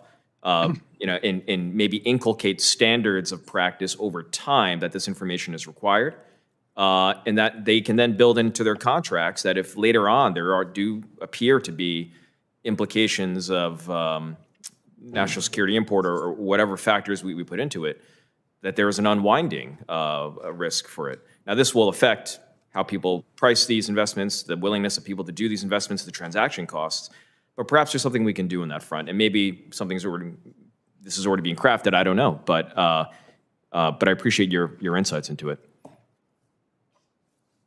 Yes. Tammy? Just a clear, request for clarification from Commissioner Wong. I assume you were referring to asset managers and intermediary institutions being involved in FDI, right? Not their capital market involvement. Is that? Yeah, in my mind, just based on Mr. Arnold's testimony, and you can correct me, Mr. Arnold. I mean, we're talking about a broad swath of private market investors where our information and our ability to surveil these types of transactions is fairly limited. Now, we could include some of the institutional investors that do enter the market. Now, I'm just, I haven't really done great research into this, but before they begin listing Chinese companies in ETFs that they create, we can include that. But we'd have to tailor this right. But my concern mainly is in the private market, venture capital, private equity, mezzanine funding, if that's the right term, where we don't have great public information, and the ability to surveil it and have intelligence is limited on the government side. Thanks. Okay. I'm sorry that I had computer difficulty and missed a substantial part of the questioning. So someone on the commission, please stop me if I have covered ground. I'm asking about covered ground. Professor Ruthmeyer, you make a point of talking about savvy investors and they don't need protection. I agree. The question really is ultimately whether we need protection from them and their investments. And that is the nexus of the national security considerations. Do you think they're savvy enough to understand that when they invest, say, in Hikvision after it's on the entity list, that while it's not illegal, it might be a problem? No. Or they just don't care? Well, I guess I'm not comfortable speaking to their normative motivations, but no. So my distinction is exactly the one that Commissioner Wong helpfully drew out, which is that market participants American investors tend to make money in Chinese markets, but that does not mean that they don't hurt national security, perhaps, or there's not a potential there to invest in the kinds of firms or help grow the kinds of firms that, for a variety of reasons related to national security or our American values and normative concerns, we do not want to receive American capital. Thank you. Dr. Osiri, you talked in your written testimony about the role or the rights of state minority ownership in companies, and I presume publicly traded companies. So in other words, a state enterprise or a state entity owns a minority interest in a publicly traded company, but it has enhanced rights that we don't have any sort of analogy to in the United States. All right?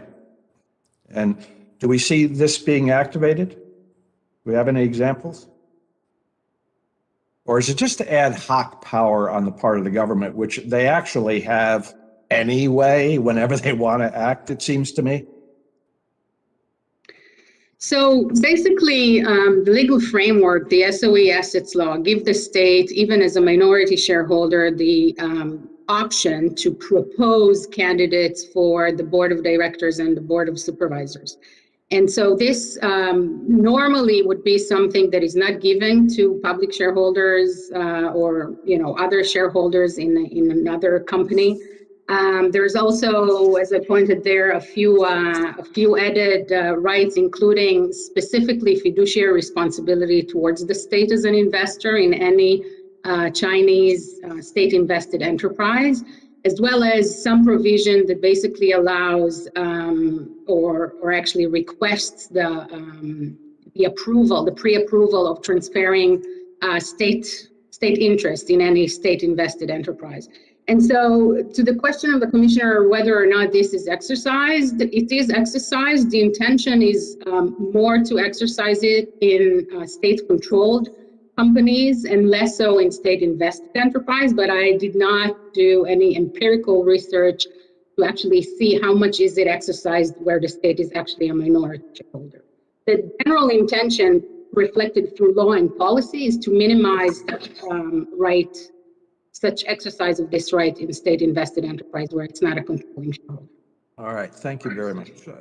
Let me go to a question on disclosure by the SEC or rules. So the SEC says we don't have country-specific requirements. We've talked today, and we're going to talk more today, about the very unique corporate aspects of the Chinese system. It strikes me as boilerplate risk disclosure that we find with Chinese companies is insufficient, number one, and doesn't really include material matters. So absent sort of required disclosure, there's the concept of materiality, right?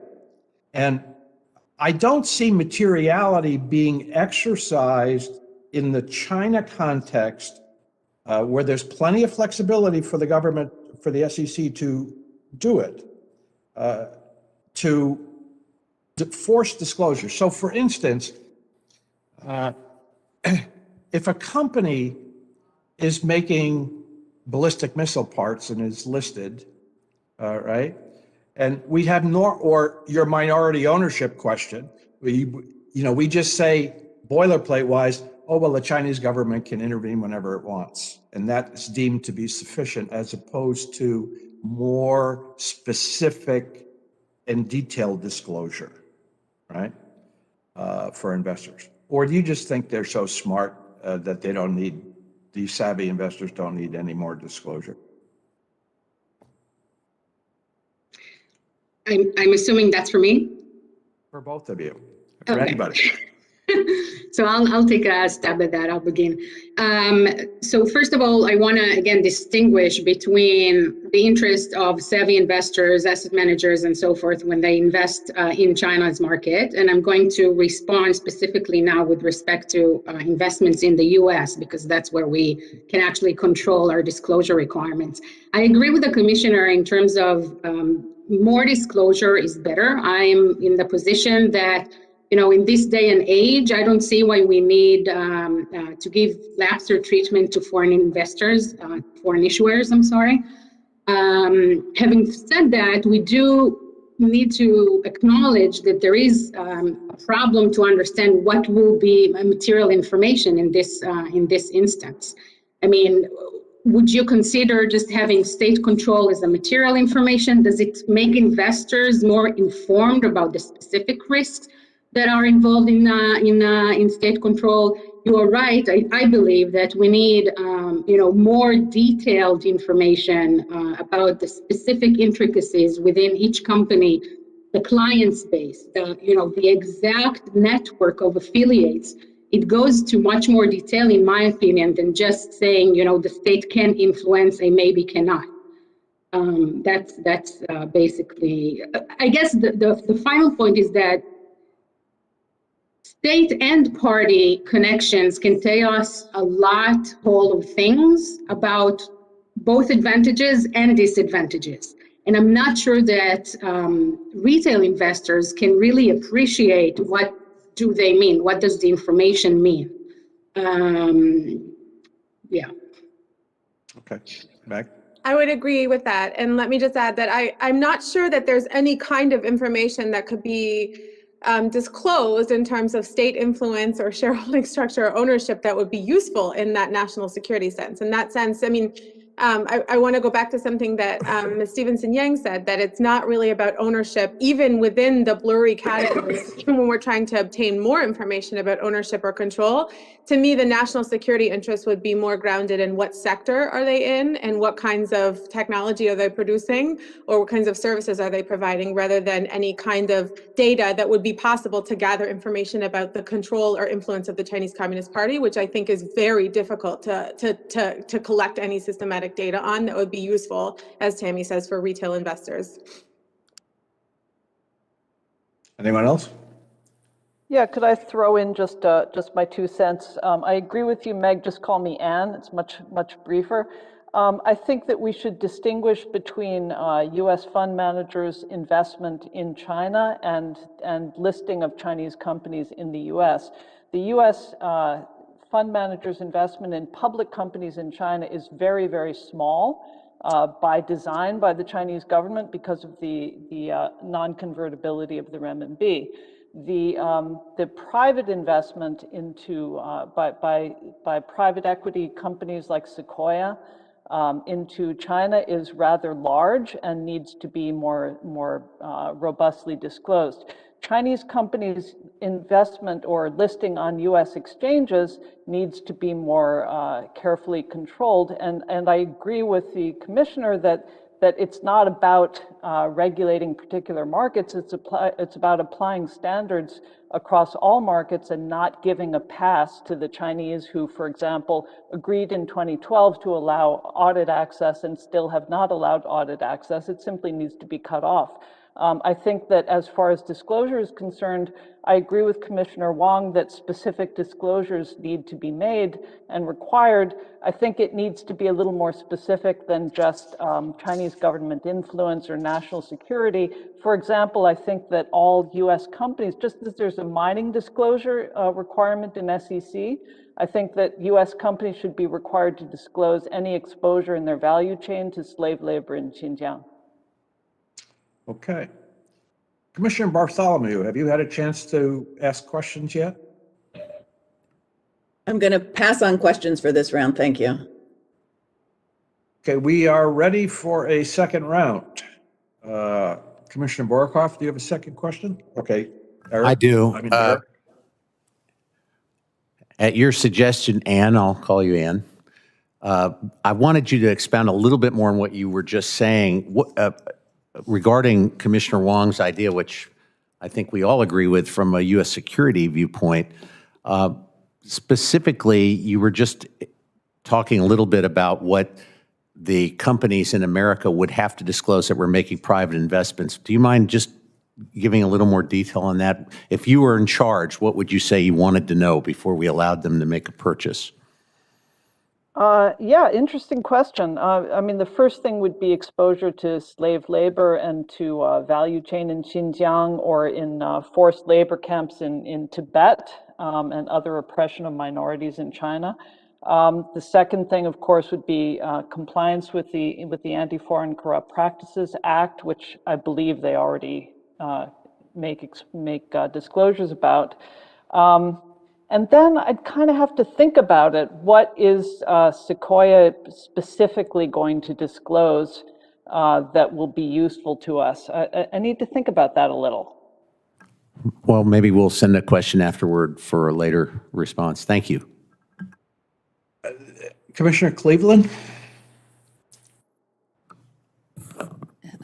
Thank you very much. Professor Griswold, I have a question for you. In your testimony, you talk about corporate governance, particularly with regard to SOEs, and enhanced CCP monitoring within firms includes the spread of fear governance, risk aversion, and potential managerial paralysis. We heard this in the first hearing, that there is a freezing up in the system because of aggressive anti-corruption in particular efforts.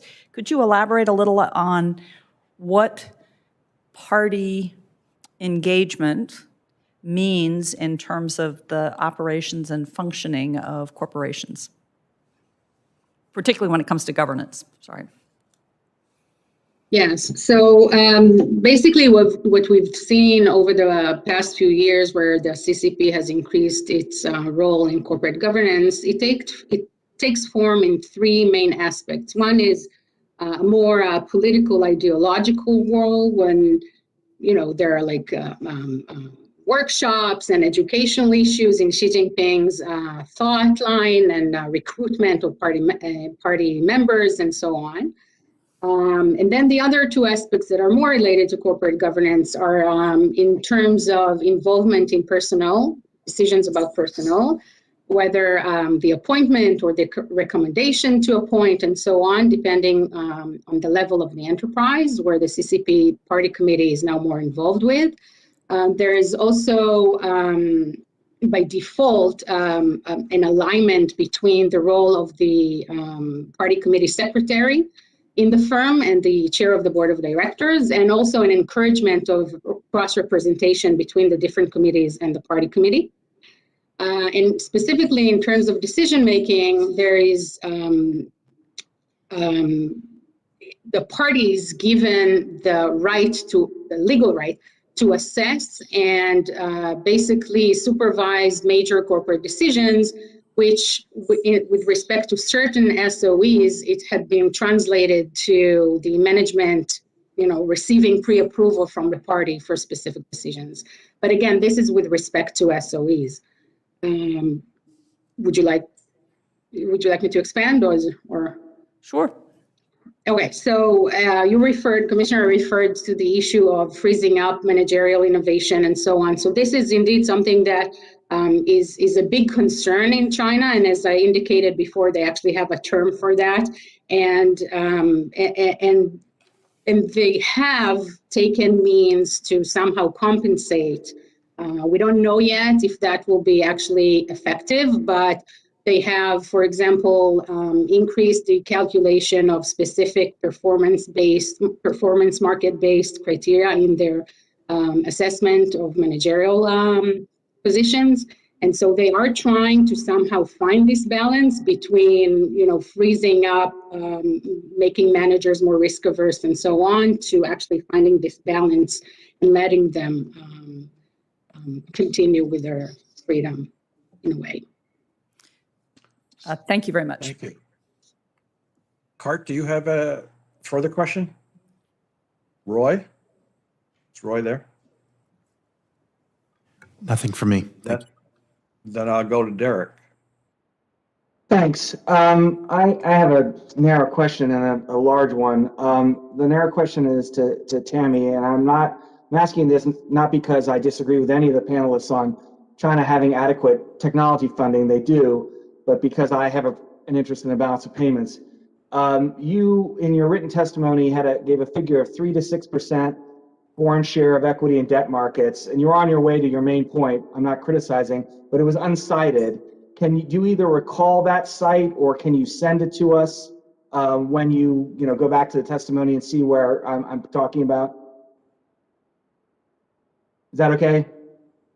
Absolutely. Okay. I can look at the site right now and I'll tell you after your next question if you want, or send it to you, whichever you prefer. Either way, because I'm trying to gather numbers, because it's not just Chinese technology funding that U.S. inbound portfolio investment affects. The big question is for everybody, but I'll try to narrow it so that nobody thinks they have to talk for 20 minutes. Alex raised this idea, and it's been raised, of course, before, of an outbound CFIUS. I don't want you to flesh the whole thing out. I don't want you to endorse it. I want to say, let's pretend we're going to have an outbound CFIUS. It's going to happen. What's one thing you absolutely don't want it to do, or one thing you absolutely want it to do? I want you to give one feature of that outbound CFIUS that you want to block or you want to have. Don't all answer at once. Go on. I can jump in. I think that I think I'm especially concerned with transfers of implicit know-how alongside financial capital. I think a sector that is especially critical for both in terms of know-how and in terms of strategic importance is semiconductors and semiconductor-related manufacturing equipment. And so I do think a measure like this would need to be scoped properly in order to avoid undue disruption in the market. But I think semiconductors and certain aspects of the semiconductor value chain would be a good place to focus. I agree. I will just answer because I'll be really brief. I would not want it to focus on specific firms, and I would want it to focus on specific technologies. So what are the technologies being targeted for investment? Right, so more like CFIUS and not like the entity list. Thank you. Anyone else? I quite agree with Anne. And if you look back at the original congressional debates around FIRMA in 2018, there was a lot of commentary from various representatives and senators about, are we going to allow outbound investments that may take away American jobs? I'm not in the business of defining whether that is or is not national security, but it's worth recognizing that that scope for an outbound CFIUS would be a transformative one for American business and capitalism. Thank you all. I yield back the balance of my time. Commissioner Talent, do you have anything? Mr. Wessel. Thank you. So many questions come up, some of which I guess I'll email our panelists, and appreciate all the engagement today. Let me just, on the last point about the question of jobs, etc. Both Australia and Canada have net economic benefit screening mechanisms in their laws, which from my reviewing cases has not been a major deterrent to investment. But from a national perspective, understanding that, I think, is something that Congress and our government would like to know. So I think there are public policy reasons for that. Let me go back to the issue, and I hate to say I don't remember who raised it, the question of materiality. It may have been you, Jeff. As we look at these issues and overall impact of investments on the U.S., both in national security and in terms of economic security, which I think is important when one looks at the fact that we have the Thrift Savings Plan, we have the PBGC, we have a number of governmental funds or buttressing mechanisms that put U.S. taxpayer dollars at risk. So there is a public interest there. As a matter of materiality, do you believe it's appropriate to have the SEC require companies investing or doing business in China to report on technologies they may have transferred, party committees that may have been set up, subsidies that may have been received, or other issues that may trigger issues within the context of U.S. law? Right now, those disclosures are not required. Dr. Rithmeyer, I'll let you start, only because you appear to have been doing more of the granular empirical research, but I'd like to hear from each. I don't know if I would accept that. I think there maybe not. Maybe my research is a little actually more in the aggregate for this. I mean, I think I would support disclosure requirements, especially about, as Anne mentioned, Xinjiang, forced labor, those and surveillance kind of equipment, dual use, which is a very difficult thing to determine. It's not straightforward, but I would support, yes, I would support those sorts of disclosures. My sense is disclosures that, again, are related to ownership or influence from the Chinese Communist Party would be less useful and less relevant, actually, just because those pathways for influence exist, whether they're disclosable or not. I'm not going to argue with you. I have views. Anne, do you have thoughts on this? I would point out that disclosures in the Chinese market for the A-share companies are actually much more detailed and much more rigorous than those that are required in the U.S. markets, and they don't keep Chinese companies from committing fraud. I think that the critical issue is enforcement. So we have lots and lots of SEC rules that are observed in the breach. I could name 1,000 of them offhand, but I think the critical issue, I mean, let's be honest, the biggest Chinese company listed in the U.S. Had as its attorney the former head of the SEC. There clearly was not going to be any enforcement against that company, and that company's disclosures are vague in the extreme, as are many companies' disclosures. All we need is more inquiries by the SEC. Yeah, let me just be clear, and thank you. I'm talking more about U.S. entities subject to SEC laws. So General Electric, what is happening in their operations in China, and how should U.S. investors, not what a Chinese entity. I agree that there's Right. Sorry, I went yeah. off on that a bit.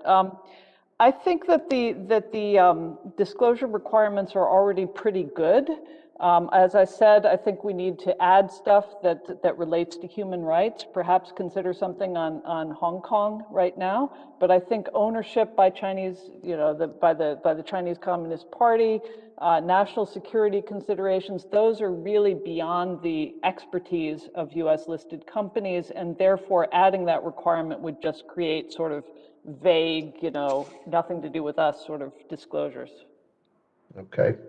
Zachary? Mr. Arnold, I'm sorry. Zach is fine, thank you. Not being an expert on securities law, I couldn't say whether the SEC is the one to do it, but as someone who studies this issue, I would like to have more insight into aspects of these transactions. I guess I would agree with all the other panelists that it will be very important to focus on specific technologies of interest rather than certainly corporate ownership or even concepts like dual use. These are increasingly outmoded concepts in terms of how we organize policy in an era where the technologies that are central to military strength are increasingly also commercial, whether it's artificial intelligence or robotics or anything else. But for example, GE and engine technology and what they may have transferred to the Chinese, should that be disclosable? In principle, I would like to know more about it. Yes. Okay. Dr. Arzuri? Yeah, just to add a little bit about disclosures with respect to state and party, I think that I agree with both Ann and Meg that disclosures about that, whether or not they're important is one thing, but on the other hand, they might just confuse both institutional investors and retail investors. What does it tell you that there is perhaps company managers that's related to the Politburo, for example? Does it say that the company necessarily was advanced, not on commercial terms? Does it maybe say that the state supports this company, so it will do better? Does it say that, there are so many types of implications that I don't think investors can really understand and take into account, and there could be negative and it could be positive. And maybe another point with that regards is that we need to account for structure. The structure of these companies listed in the US is very, very important. It doesn't tell us anything and it doesn't help us anything if we know that the listed entity established in Cayman does not have a party committee, if we don't require also disclosure about the operating entity in China, which currently, as far as I understand, the Holding Foreign Companies Accountable Act does not request such disclosure with respect to the operating entity. So we also need to think about the structures when we have those things in place. Thank you. Commissioner Wong, do you have any final questions? Second round? Just one question more out of curiosity. There's been a lot of discussion here about increased transparency from Chinese companies, combating fraud, and with the statement that the current investors that we have, the institutional investors, are quite savvy and protect themselves as they invest amidst uncertainty or certainty about fraud and corruption.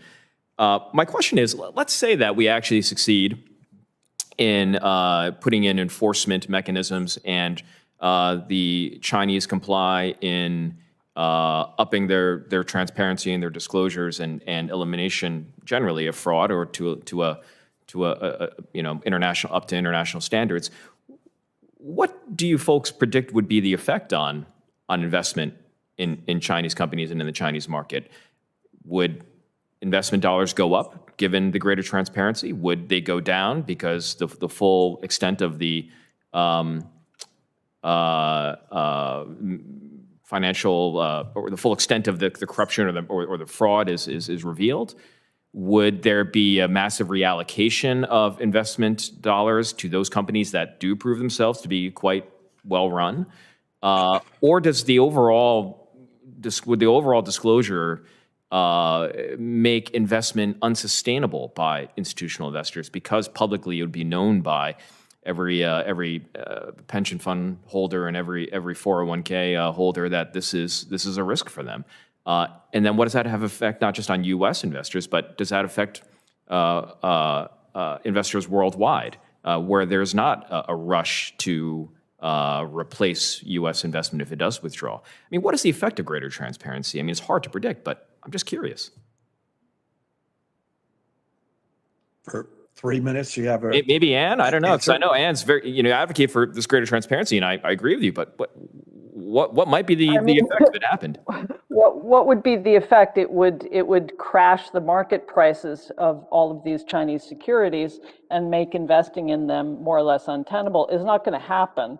And this is why the Chinese government is so tremendously resistant to this sort of thing. No worries, this is happening anyway, and that has to do with international capital flows and the availability of dollars, and I think has a lot to do with the way China has been closing up over the last few months. But yeah, it would not be a good thing for share prices at all. Anybody else? This is just fascinating. I mean, because I have a legal background and a little bit of law and economics, and the Coase theorem says information and prices account for all information available.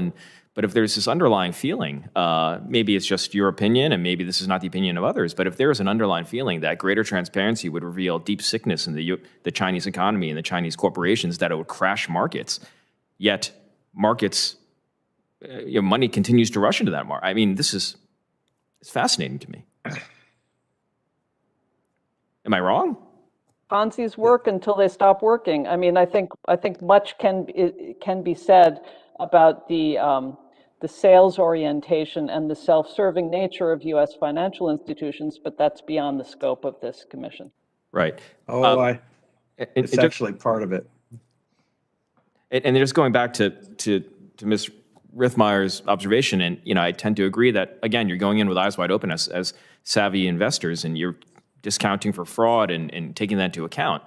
But, we have SEC laws for a reason. There is this idea that, and we've seen examples of it over time, that there is a bandwagoning effect with investment, and maybe people, they say they do their due diligence, but they don't. And, I'm still just trying to wrap my mind around this, that if the information was exposed, that there would be large effects on the overall market. Negative. I agree with Ann that there would be a massive reallocation of prices and a massive change in the Chinese market. And I also, at risk for the institution I stand in, I think U.S. policy should be focused on protecting all Americans and not protecting the institutional investors that are taking risks with their money. I mean, let them do what they're going to do in foreign markets, and we should be focused on protecting our interests. But I agree that there is substantial price allocation and the fraud. It would reshape Chinese markets as we know it, which is why it wouldn't happen. Thank you. I want to thank everybody very much. The next panel is getting ready. We have a 10-minute break. This has been extremely interesting, even though I missed part of it. And I'm sorry for that. Thank you again. And we'll reconvene in 10 minutes with panel 2. Thank you, everyone. Thank you very much.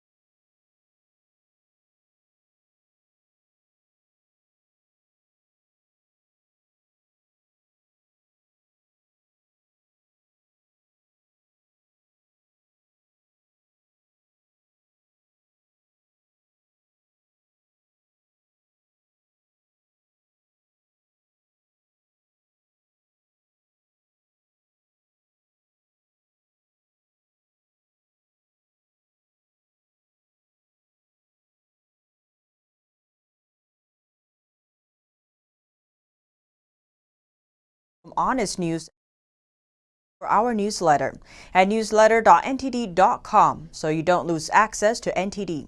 Go to newsletter.ntd.com to sign up for our evening newsletter.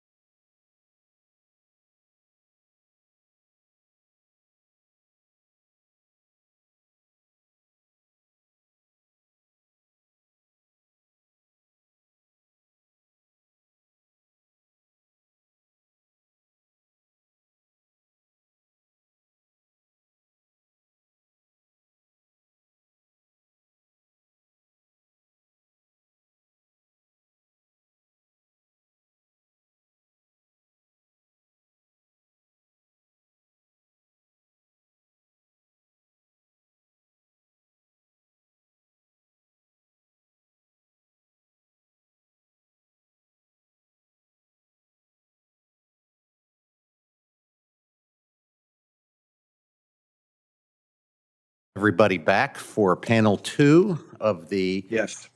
hearing on U.S. investment in China's capital market. Our second panel will review China's financial opening and examine U.S. and foreign investor participation in China's capital markets. First, we're going to hear from Dr. Johannes Petri, IRC postdoctoral fellow at the Scripps Cluster of Excellence in Berlin and a research fellow at the Center for the Study of Globalization and Regionalization at the University of Warwick. Next, we'll hear from Ms. Teresa Kong, portfolio manager at investment firm Matthews Asia. Finally, we're going to hear from Mr. Adam Lysenko of Strider Technologies. I want to thank all of you very much for being here today and for your testimony. The Commission is looking forward to your remarks. I will ask all of our witnesses to please keep their remarks to 7 minutes. Dr. Petri, we'll start with you. Fantastic. Thank you for the invitation to testify at this hearing. In my written statement, I was asked to address a number of more specific questions on China's portfolio investment regime, index providers, and U.S. investment restrictions. And I will try to combine those issues in my remarks by offering a broader picture of China's capital markets and the global integration based on several years of my research. So to understand China's portfolio investment regime, it's important to acknowledge that capital markets in China function quite differently than global markets. So in essence, this means that rather than the underlying principle of markets being the achievement of efficient outcomes through enabling the creation of private profit and the free flow of capital, capital markets in China are also designed to enable state control over market activities while market outcomes are directed towards national development policies. And this is really ingrained in how markets are organized in their very infrastructures. And this different logic of organizing markets also extends into China's investment regime. So on the one side, a more integrated and professionalized capital market is very much in China's national development interest. However, they lack the knowledge and expertise to develop this independently, so global institutions have a role to play in this process. On the other side, the authorities are quite wary of losing control over their markets. So while it is important to have a strong financial sector, this should be independent and without foreign influence, let alone dominance. So rather than simply opening up their markets, the Chinese authorities try to manage the market opening process. And the market infrastructures that link Chinese with global markets, such as the RQF Investor Scheme, but especially Stock or Bond Connect, are designed to facilitate national development policies while maintaining this control over markets. And I describe this in more detail in my written testimony and cited research, and I won't go into detail here. However, this regime has implications for Chinese listed companies and the financial industry. So first of all, as was already discussed in a previous panel, stock markets in China are not primarily designed to enable an open market for corporate control, such as M&As, and funding is also not the primary purpose of capital markets because a lot of companies in China have access to bank loans. Capital markets are much more directed towards corporate reform with the aim of creating national champions. This started with SOEs, but is also extended to private companies and linked to industrial policies such as Made in China 2025. And thereby, a certain degree of foreign investment is quite helpful. However, foreign investment is not meant to translate into foreign control or dominance of Chinese companies. That's why you have a 30% cap in a lot of industries. However, this limited foreign investment translates into several national development aspects, if you will. On the one side, foreign investors help to develop Chinese capital markets more broadly. They improve listed companies' corporate governance, they professionalize the Chinese financial industry, and they stabilize the Chinese market, which is dominated by speculating retail investors. And on the second level, as strategic investors, they are much more directly involved in Chinese companies' business activities. So in the financial industry that I study, the most pursued approach has been establishing joint ventures, which then give Chinese companies access to training facilities, technology, and the international business networks of their global partners, thereby facilitating this creation of national champions. And I believe Adam's testimony will speak to that in more detail. So in this process, foreign ownership in Chinese A shares increased from 0.5 to 4% since 2014. And mainly this has been due to index inclusions.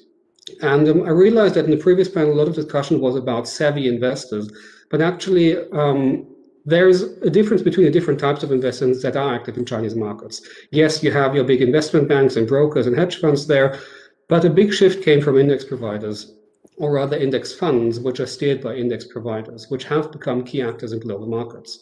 And this is especially with the rise of passive investment after the global financial crisis, which made index decisions much more consequential, because passive funds simply replicate an index and changes in index composition lead to quasi-automatic asset reallocations. So the inclusion and exclusion and weighting of companies or countries, such as China, in indices is based on criteria defined by index providers, whereby they steer capital. And with respect to China, since 2017, China has been included into most major stock and bond indices. And while index providers had pondered whether to include China since at least 2013, the main reason for repeated non-inclusions was restricted investor access to China's capital markets. This, however, changed with Stock Connect, as foreign investors were much more willing to invest into China. So these different infrastructures that link China with global markets are really important here. And therefore, the index inclusion was actually quite a boon for China's integration into global markets, as it attracted long-term investors, which were now forced to invest into China through the index inclusion. The mechanism, however, maintained these Chinese characteristics of how markets function. So Stock Connect allows investment flows while maintaining capital controls and the monitoring of trading behavior and so on. As a result of that, foreign ownership of Chinese stocks and bonds almost tripled since 2015. Now, with respect to US investment restrictions, there's three effects that could be measured here. The first is the effect on the asset allocation of US investors. And if the aim of these restrictions was to prevent US investment into specific Chinese companies, this has been very effective through index exclusion, etc. However, the effect on these companies has been quite moderate, mainly because international investors substituted US disinvestment. So there's a problem of US unilateralism here. And thirdly is the effect on Chinese capital markets as a whole, where this really didn't make a dent. You had $1 trillion of inflows into Chinese stock and bond markets in 2020 alone. So in theory, restricting investments into specific companies is actually quite a smart economic policy tool and can help to achieve national development interests. National security interests. However, and it's rather than more sweeping sanctions that equally harm both US and Chinese economies, kind of surgically removing particular companies from investment decisions minimizes financial collateral damage. However, in order to be effective, two criteria need to be met here. First, if not a majority of the international investment community is on board, unilateral action is ineffective and can backfire. So international cooperation is crucial and should also involve European and other Asian counterparts in a multilateral effort. And secondly, these standards should be transparent and applied consistently across countries. Otherwise, the US risks to undermine the very principles that distinguish its capital markets from those in China. Capital markets based on efficiency and free choice rather than being politicized. This doesn't mean that liberal markets cannot be regulated. They can be regulated according to certain normative considerations that are applied universally if you think of ESG, for instance, but they quickly become illiberal when targeting one specific country for political reasons. So rather than investment restrictions based on short-term considerations, these longer-term effects should also be considered. Thank you very much. Thank you very, very much. Next, we'll hear from Ms. Teresa Kong.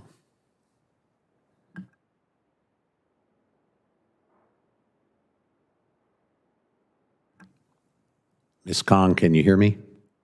Yes. Commissioners, thank you for the opportunity to speak to you.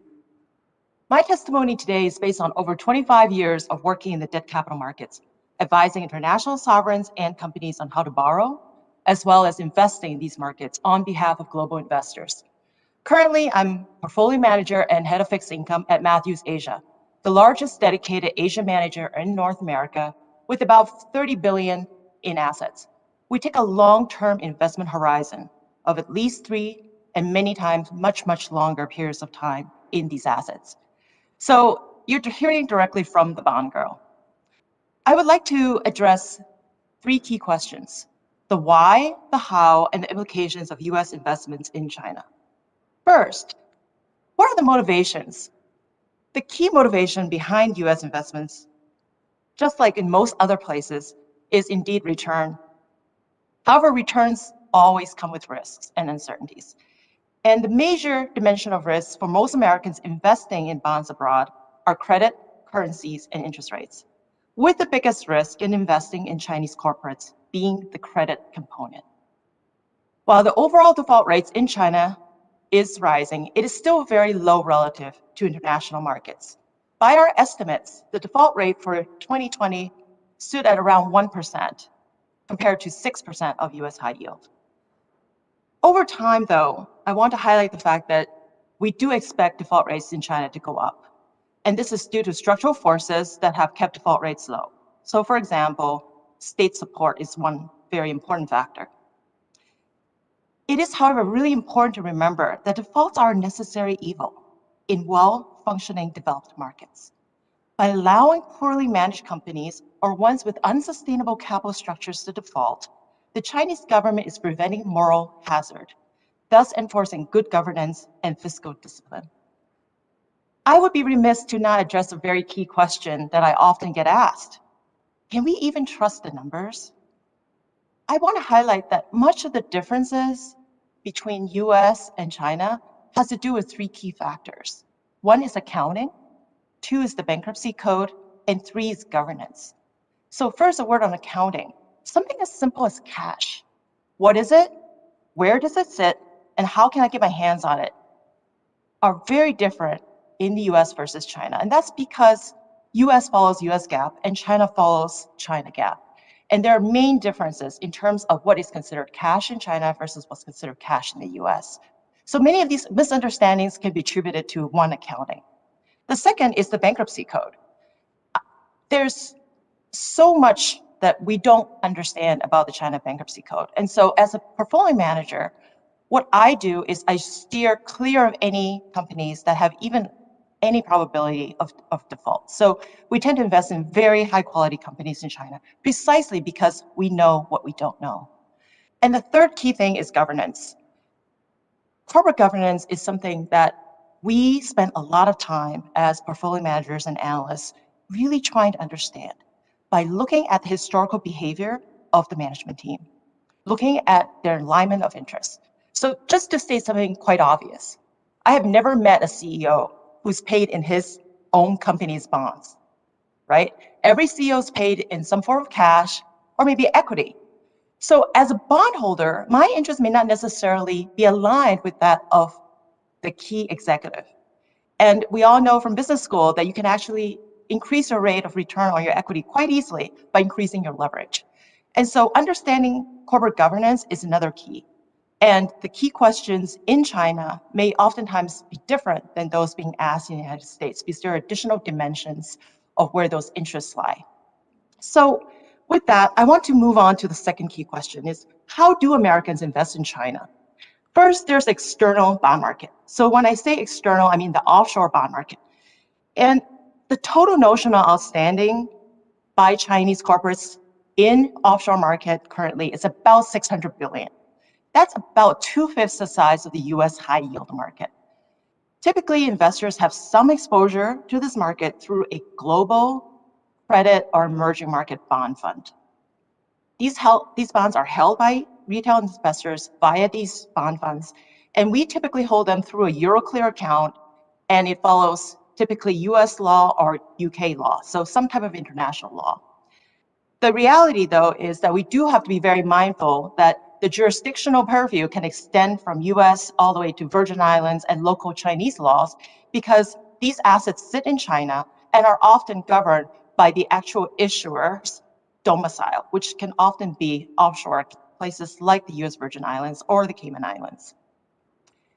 The second key market that we could be exposed to is the China local or onshore bond market.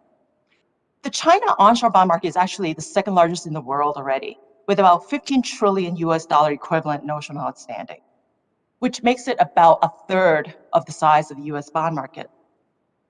But ownership by international investors is still very low, around 3% of the overall China bond market, and the number is slightly higher for government bonds at around 9%.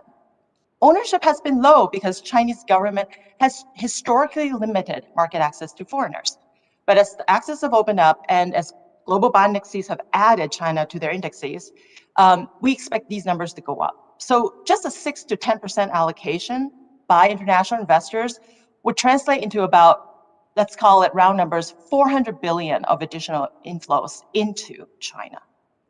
But currently, the overwhelming majority of US investors do not have any exposure to onshore China bonds, neither government nor corporates. and no major international bond entities have begun to consider Chinese corporate bonds for inclusion yet. If we were to hold these bonds, we do hold them typically through a local custody account subject to Chinese law. Lastly, I want to address the implications of US investments in China. Going down the path of sanctions and prohibitions alone can be counterproductive, including the use of executive orders, such as the ones that were announced in the last quarter of 2020, targeting US investments in Chinese military companies. In my opinion, prohibiting US persons from investing in public securities of loosely defined CCMCs can be harmful to US investors. Entities that are directly responsible, so I'm just going to call these directly responsible entities going forward, for producing military equipment for the military, for example, are typically not publicly listed. They're usually a subsidiary of a major company, and a lot of times they are an arm of a state-owned enterprise. An analogous example would be to limit any US person from investing in GE, because GE Aviation produces goods for the US military. Here, the directly responsible entity is GE Aviation, which does not have any publicly traded securities. So by instituting a general prohibition on investments in GE, the policymakers are actually preventing investors from investing in potentially a really great company. But if the US government officials deem that it is absolutely necessary to impose sanctions or prohibitions, then targeting specific commercial transactions between US persons and directly responsible entities might be a more effective measure. To conclude, I believe US policies toward China has to be grounded in engagement and multilateralism. It lies in being more invested in China so that we can influence with a carrot instead of stick. It lies in liaising with our allies with similar values to find common ground and pursue common policy goals. Finally, I do want to take this opportunity to highlight that words have consequences, especially words used by our leaders about China. I woke up to these consequences Wednesday morning, learning yet again of another act of violence, this time by gunmen killing 8 people in Atlanta, 6 of whom are women of Asian descent. As President Biden noted in January, xenophobic comments by political leaders, including references to COVID-19 as the China virus, have stoked fears, harassment, and hate crimes against innocent and loyal Americans of Asian descent. The Commission and Congress can contribute to solutions by holding our leaders accountable for their words, accountable for their actions, and accountable to implementing laws protecting all Americans, regardless of race, ethnicity, or country of origin. Thank you. Ms. Kong, thank you very, very much for your testimony. And now we will hear from Mr. Adam Lysenko. Good morning, everyone. I'm grateful to the Commission for the invitation to share my views on U.S. investment in China's venture capital and private equity markets. I want to make a few remarks on China's private equity ecosystem, its relationship with China's technology acquisition efforts, and implications for U.S. policy. Beginning with background on China's private equity ecosystem. Where does China fit into the global venture capital and private equity spheres? China is now home to a significant total of global PE investment each year. In 2020, more than 20% of global VC investment dollars funded startups in China, and about 6% of announced non-venture PE deals by investment value involved target companies in China. China's position as a magnet for VC investment is particularly striking, given that only a few % of total global venture capital dollars flowed to Chinese startups before 2010. What role does foreign capital play in China's VC and PE markets? In 2020, 54% of all VC transactions in China measured by total invested capital included at least one offshore investor, with the US participation rate at 29%. These totals exclude US and other foreign limited partner investment through VC funds managed by general partners from China, which have directed billions of additional dollars of foreign capital to Chinese startups over the last 2 decades as well. By total announced investment, foreign non-venture capital PE investors matched or narrowly outspent their onshore Chinese counterparts in each of the last 2 years, making foreign investors relatively more heavyweight players in China's non-venture capital PE ecosystem. In terms of relation to China's technology acquisition efforts, where does foreign VC investment fit into China's technology acquisition plans? Under the leadership of Xi Jinping, China has accelerated an unprecedented whole-of-society effort to advance its strategic technological capabilities and leapfrog over established dominant players at the edge of the global innovation frontier. China's multifaceted technology transfer strategy includes fostering foreign inbound venture capital investment as one of numerous elements. This alone is worthy of policy consideration, regardless of whether a careful weighing of benefits and risks finds that there are indeed unacceptable costs to foreign participation in China's PE ecosystem, and particularly to foreign investment in Chinese technology firms. How do Chinese startups rely on foreign engineering and entrepreneurial talent? The most important reliance China startups have on foreign talent is their dependence on Chinese entrepreneurs and engineers who have studied abroad or worked for foreign firms before returning to China. By the end of 2019, 4.2 million out of 4.9 million Chinese nationals, or 86%, had gone home after completing studies abroad, giving China an infusion of nearly 4 million new workers with overseas training or experience from 2009 to 2019. And external survey data indicate close to an additional 1 million Chinese nationals returned home in 2020 thanks to travel restrictions tied to the COVID-19 pandemic, as well as more onerous immigration and visa policies in places like the United States. Another important foreign cohort supporting China's technology startups consists of foreign engineers at research and development centers and international technology clusters found in the United States and other developed economies. Finally, touching on US policy implications, what role should US government take? The US government needs to lead out on crafting solutions to challenges presented by China's state-led, market-oriented overseas technology acquisition strategy. Free markets cannot address these challenges effectively on their own because China is using its influence to alter domestic and foreign economic actors' incentives within free markets to foster its own desired outcomes, often at the expense of US and other foreign interests. US economic actors are not fully internalizing the costs of their behaviors vis-a-vis China because they do not have to directly bear those costs. Government can fill this leadership role in three important ways. One, bring transparency and awareness to China's overseas economic statecraft ambitions and strategies. Government can help private market participants better price the risks of engaging with China across various economic conduits by tracking, understanding, and educating on China's evolving efforts to acquire foreign technologies and expertise. Even today, there remains a worrying lack of understanding among many US research institutions, multinational corporations, financial investors, and others about the scope and purposes of China's global technology acquisition strategy. In order to accomplish this goal, government should consider forming a central body in charge of understanding and monitoring China's technology acquisition efforts, providing better tools for government to collect relevant information, and giving itself more authority to proactively warn private market players of specific risks. Two, counter the distorted economic incentives China has introduced into international markets with appropriate policy. Understanding and informing private market actors about China's technology acquisition strategies will not be enough alone. Absent any regulatory or economic consequences, US and other foreign players will still make decisions that harm long-term US interests in exchange for short-term economic gains. As it contemplates policy and regulatory solutions, the US government should prioritize its efforts based on China's evolving strategies and observed real-world behaviors, and should pursue steps that are targeted and precise instead of blunt and unnecessarily self-harming. This is not to say that the scope of any solution will necessarily be small. The threat China poses to US interests through its technology acquisition programs is measured in the trillions of dollars in terms of both resources committed by China and potential costs to the United States. In order to accomplish this goal, government should consider identifying and implementing needed policy fixes to counter risks tied to US investment in China, and proactively identifying and engaging in other areas where policy or regulatory attention is needed, including in some areas where US lawmakers have already implemented recent policy changes, such as investment screening. Three, adopt policies to promote innovation and keep the United States the world's leading technological power. The United States owes its current position at the pinnacle of the global technology ladder to a social and economic environment that has been highly conducive to innovation over many decades.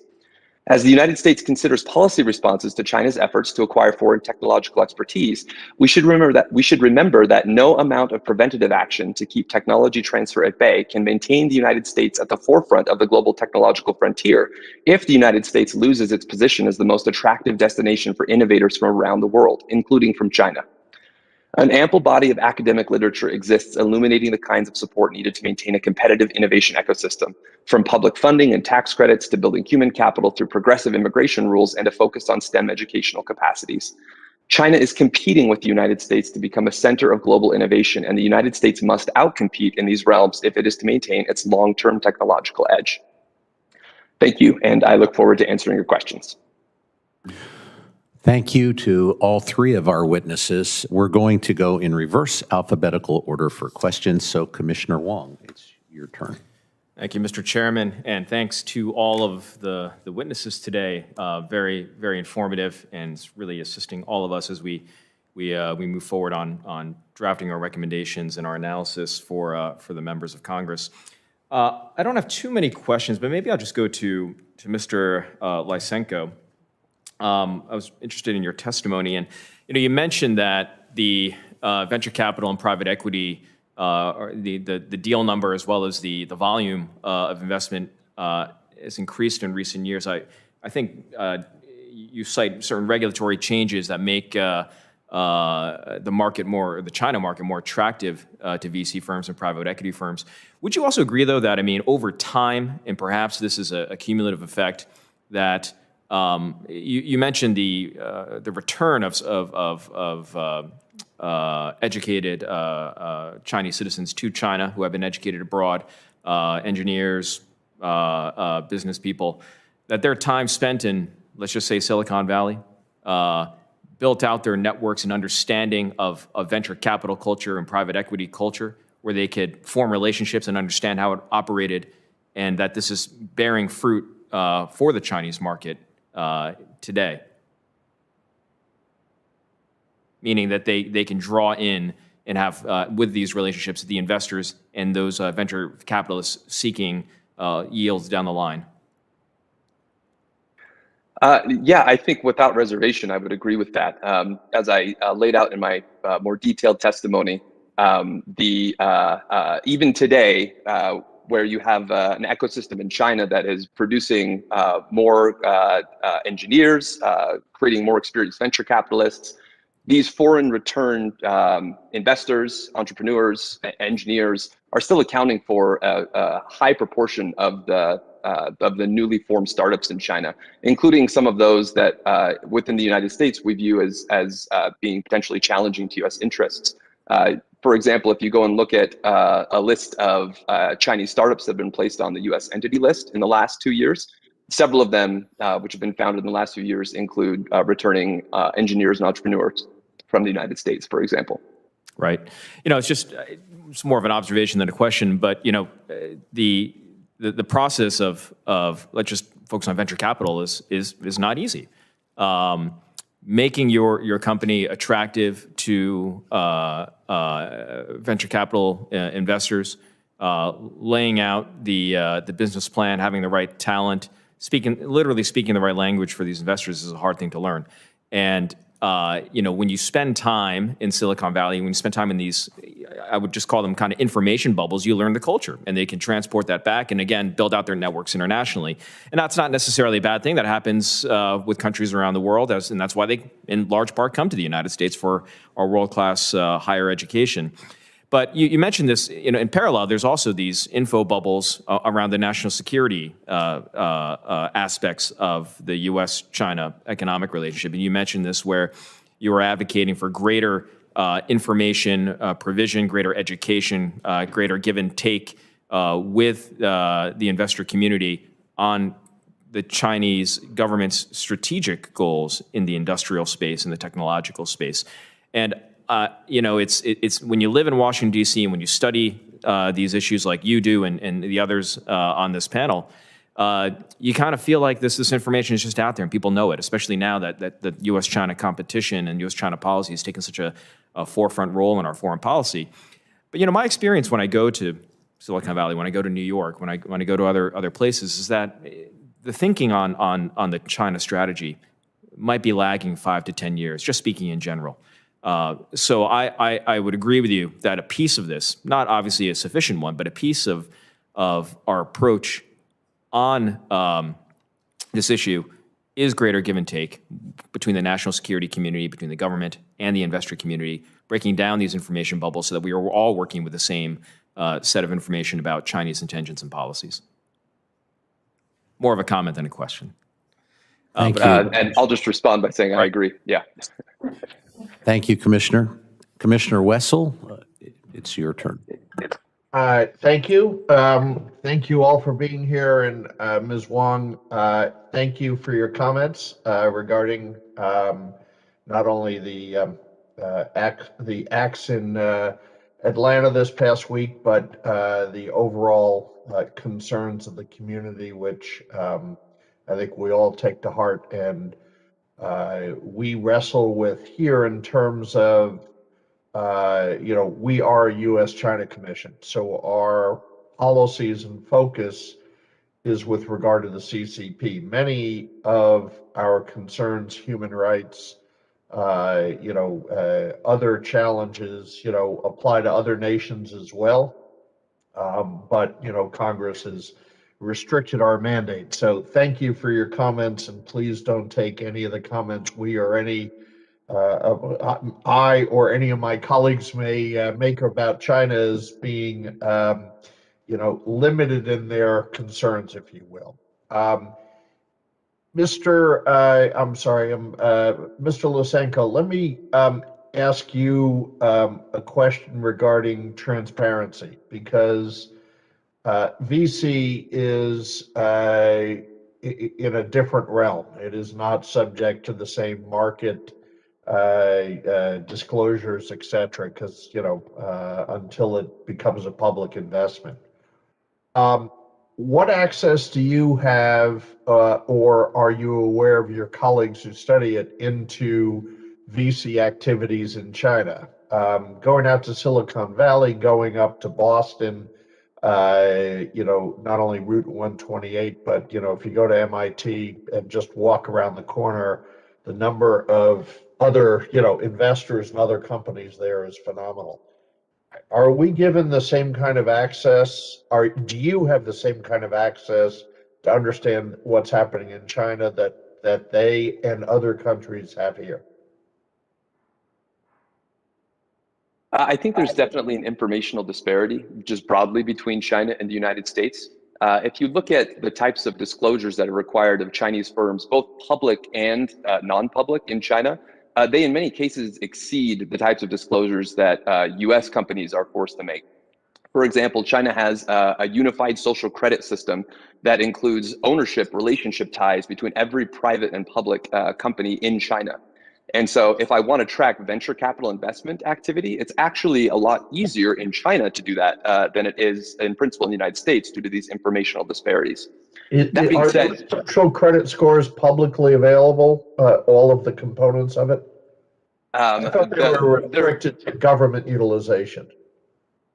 There is a lot of information in China that I'm certain is exclusively meant for government view, but the type of information I'm talking about, including equity relationships between companies, both private and public in China, are publicly available, and anyone can look at them.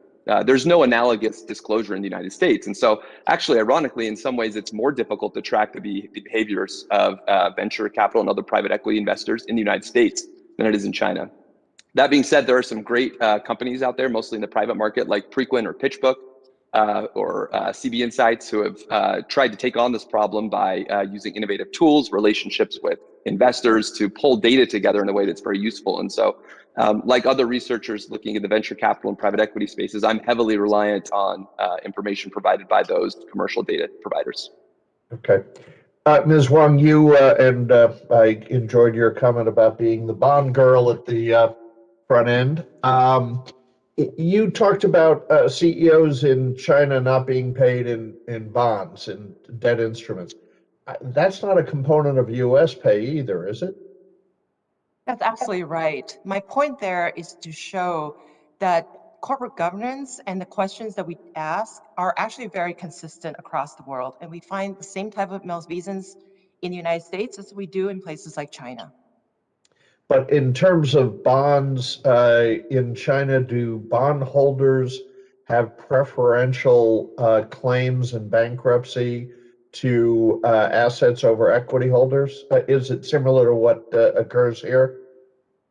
That's a really great question. So the bankruptcy code in the United States has many decades, over almost now a century of precedents, where an investor can rely on to see whether rules such as structural subordination and absolute seniority are followed.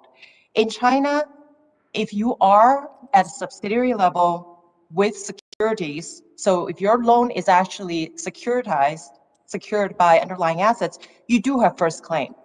However, there's no such thing as relying on precedents or being able to look at historically what has happened in a bankruptcy court to induce what your recovery might be. Okay, thank you. If there's another round, would welcome other questions. Thank you. Thank you, Commissioner Wessel. Commissioner Talent, your turn. Thank you, Bob. Dr. Petrie, I'm very interested in your discussion, which is on page 102 of your testimony, about how and why the index providers decided to include Chinese A shares. I'm not sure I understood it, which will be my lack of knowledge rather than your explanation. But if I understand correctly, Beijing made some changes in response to suggestions from the index providers, making it easier, I guess, to delist Chinese companies and providing more English information services. But that none of those changes went against what you call their state capitalist logic. And that the real decisive factor was the fact that the Stock Connect program allowed international investors much greater access.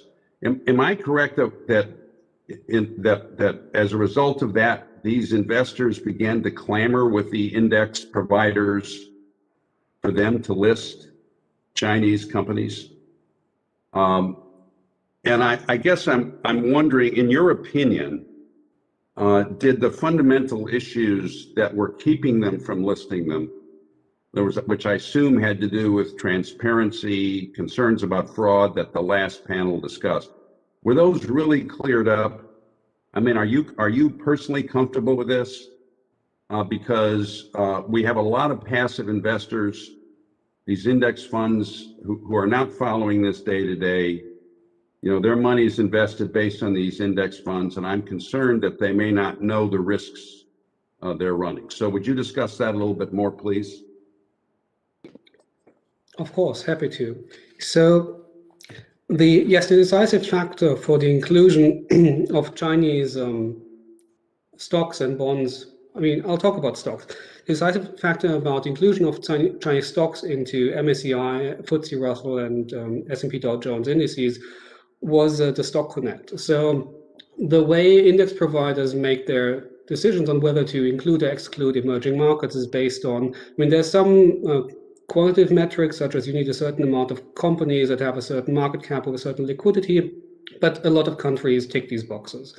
The real decisive factor is very often market access. So how easy can international investors go in and out of the market? And that was something that was really difficult before the Stock Connect.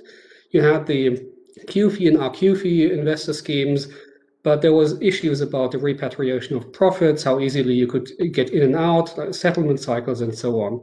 So, and with Stock Connect, you had a much more seamless way of entering China without actually having to have an entity within China as well. So you just trade through a Hong Kong broker with the Connect.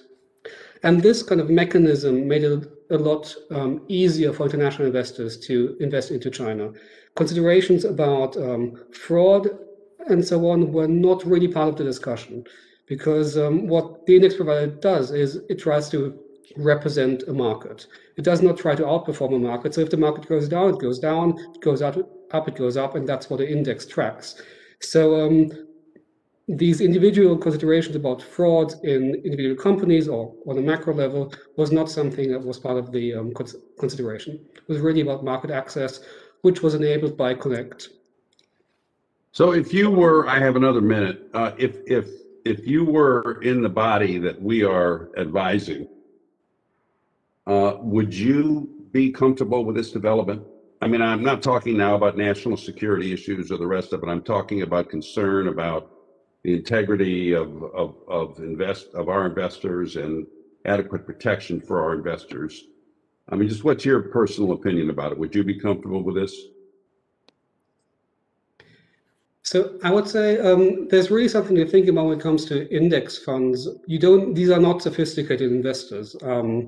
So this is a good point that you made. So I would say, I mean, one thing that the Commission could do was think about whether it's appropriate to propose more regulation for index providers, because at the moment the regulation is very little, and as I said, they represent a market, that's what they do, but actually the decisions have much larger consequences.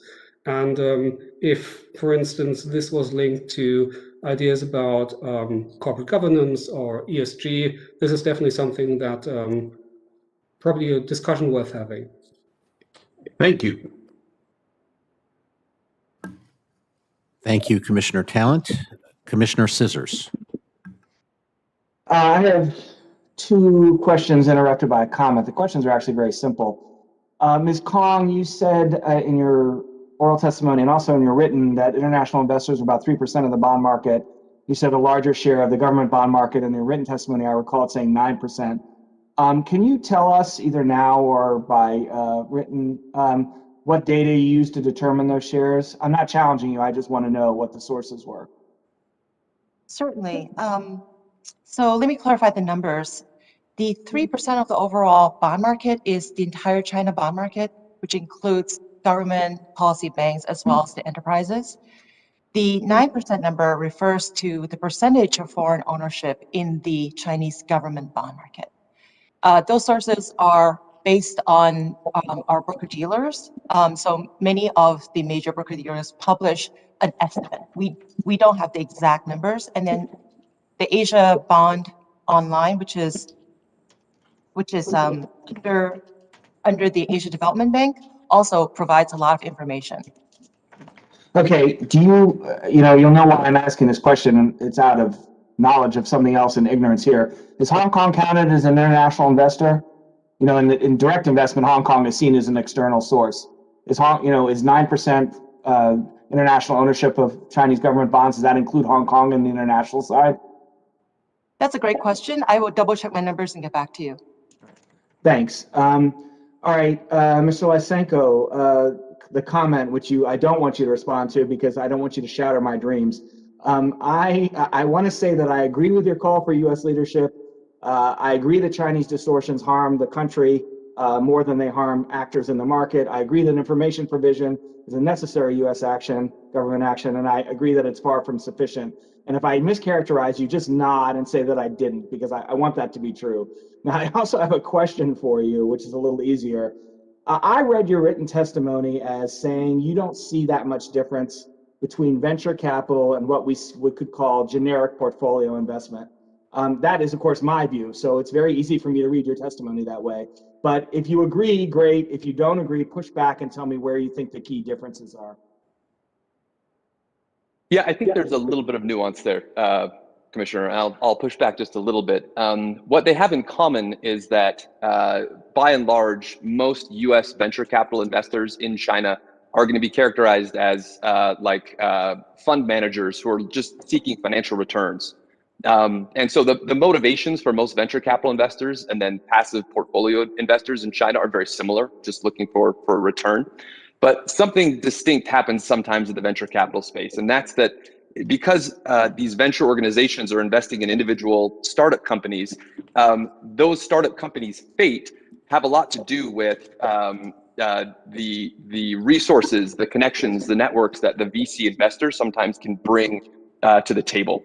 And so if I'm an average Joe American, putting $5 in a U.S. listed Chinese stock, I'm not lending that Chinese company anything other than my capital. But sometimes what can happen in the venture capital private equity space is that they'll be lending more than just capital. They'll take maybe an observer seat on the board or a board seat and start to direct that company's strategy. They might make introductions to key knowledge holders outside of the company or to other intermediaries that benefit those startups down the line. In the case of some strategic investors, if you're a U.S. corporate venture capital investor looking not just for a financial return, but also to create future market opportunities for yourself in China, you might have an incentive to share technical expertise and other things. So there can be a distinction where in some cases in this private equity realm, you're offering more than just capital. So the reason I asked you that question, and thank you for your answer, is I feel like we need to separate out, as commissioners in our advice to Congress, the generic portfolio investment has the more naive investor. They're not as connected and so on. Their exposure there is just money. Do we want them to be able to invest freely in China, which is a good thing, but they don't know what the hell's going on, so we may want to protect them. The venture capital side, they're much more sophisticated. We don't need to protect them. They don't need protection, as has been brought up before. We need to worry about them, that they may be bringing a little too much to the table in certain, I don't want to put words in your mouth. I need to worry about them, that they may be bringing a little too much to the table in certain key sectors. So the commission has brought up both concerns, and I was just trying to get at for most generic portfolio investment, there's one kind of concern, which is protecting the investor, and for venture capital, the concern shifts more to protecting the country. I think that whether or not those risks are real and need to be addressed with policy in the VC space is beyond the scope of my expertise. But I do agree that there are different considerations in those two buckets that merit separate consideration. Yeah. Thank you. Thank you, Commissioner, and thank you, Mr. Lysenko. Commissioner Camphausen. Thank you very much to our panel. Ms. Kwong, I have a question for you, and it's certainly not my area of expertise, so please bear with me. In your written testimony, you say, in my professional opinion, prohibiting U.S. persons from being able to invest in public securities of loosely defined Communist Chinese military companies, CCMCs, is detrimental to U.S. investors. And you give two reasons. One, it hampers the ability of asset managers to perform their fiduciary duties to the best of their abilities. And secondly, so that's more an inhibition that you argue is not useful to them as they manage assets. But then you say it's also not likely to work because the CCMCs are usually not entities on their own, they're DREs, as you refer to them. And so, or I should say they're subsidiaries of DREs. And you use the example of GE and GE Aviation. This is a very helpful set of insights, but I guess my question is, are there other reasons? Are there other factors? I mean, apart from we can't do our job as well, and in any case, it's not likely to work because they just don't exist as, these companies don't exist as separate entities. Are there other factors that maybe with a little more time you could elaborate on? Certainly. Thank you very much for that question, Commissioner. The one thing that I did not mention is just the fact that these securities have already been placed in the primary market.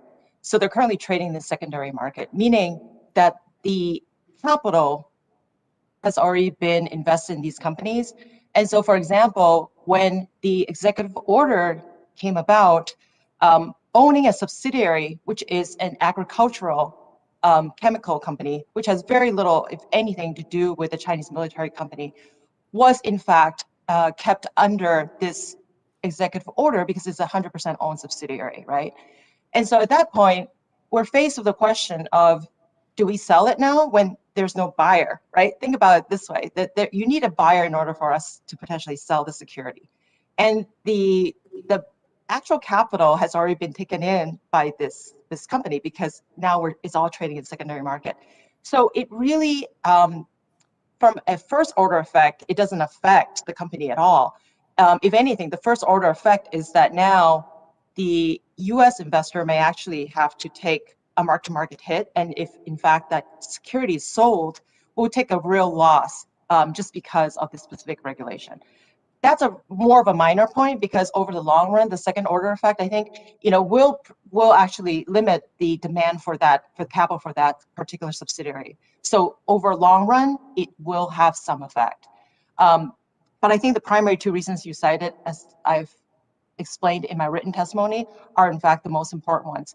That most of these military companies, by and large, are not publicly traded. And because so many companies in China are large conglomerates, we end up basically being prevented from investing in a lot of really good companies out there that may actually be offering a very attractive return given the underlying risks. Thanks very much. Yield back my time. Thank you, Commissioner. Commissioner Goodwin. Thank you, Commissioner, and thanks again to the panel for your excellent testimony. Ms. Kong, I want to touch on a portion of your written testimony about rating agencies and credit ratings. You wrote that with international rating agencies coming into the domestic market, we should expect greater transparency into the creditworthiness of Chinese companies. And I want to explore that question. Will, in fact, be greater transparency and whether those ratings will be more accurate assessments of the risk posed by the debt that's being issued. We explored this issue a little bit in last year's annual report to Congress and actually posed the question whether the international agencies will in fact be immune from some of the competitive pressures and regulatory meddling that has distorted a lot of the credit ratings issued by the domestic agencies. So how confident are you in the ability of the international rating agencies to withstand these pressures, both competitively and from a regulatory standpoint, and to issue ratings to more accurately assess the risk? Great question. So there are two key components. The first component is that international rating agencies are determining their ratings over a much larger sample size. So imagine a distribution, right, of outcomes for a company that has, let's say, 2 times interest coverage. That is going to be calibrated over decades across different countries and over different industries. In China, the capital markets are very nascent, and so the amount of information is calibrated.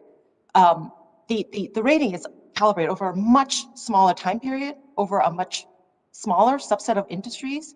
And as a result, because there has been so few defaults, almost all of these ratings, will tend to be, they look very, very optically high. But international rating agencies will look at the same company with 2 times interest coverage and will most likely calibrate substantially lower because internationally we've had substantially more defaults. So that's the first part of my answer.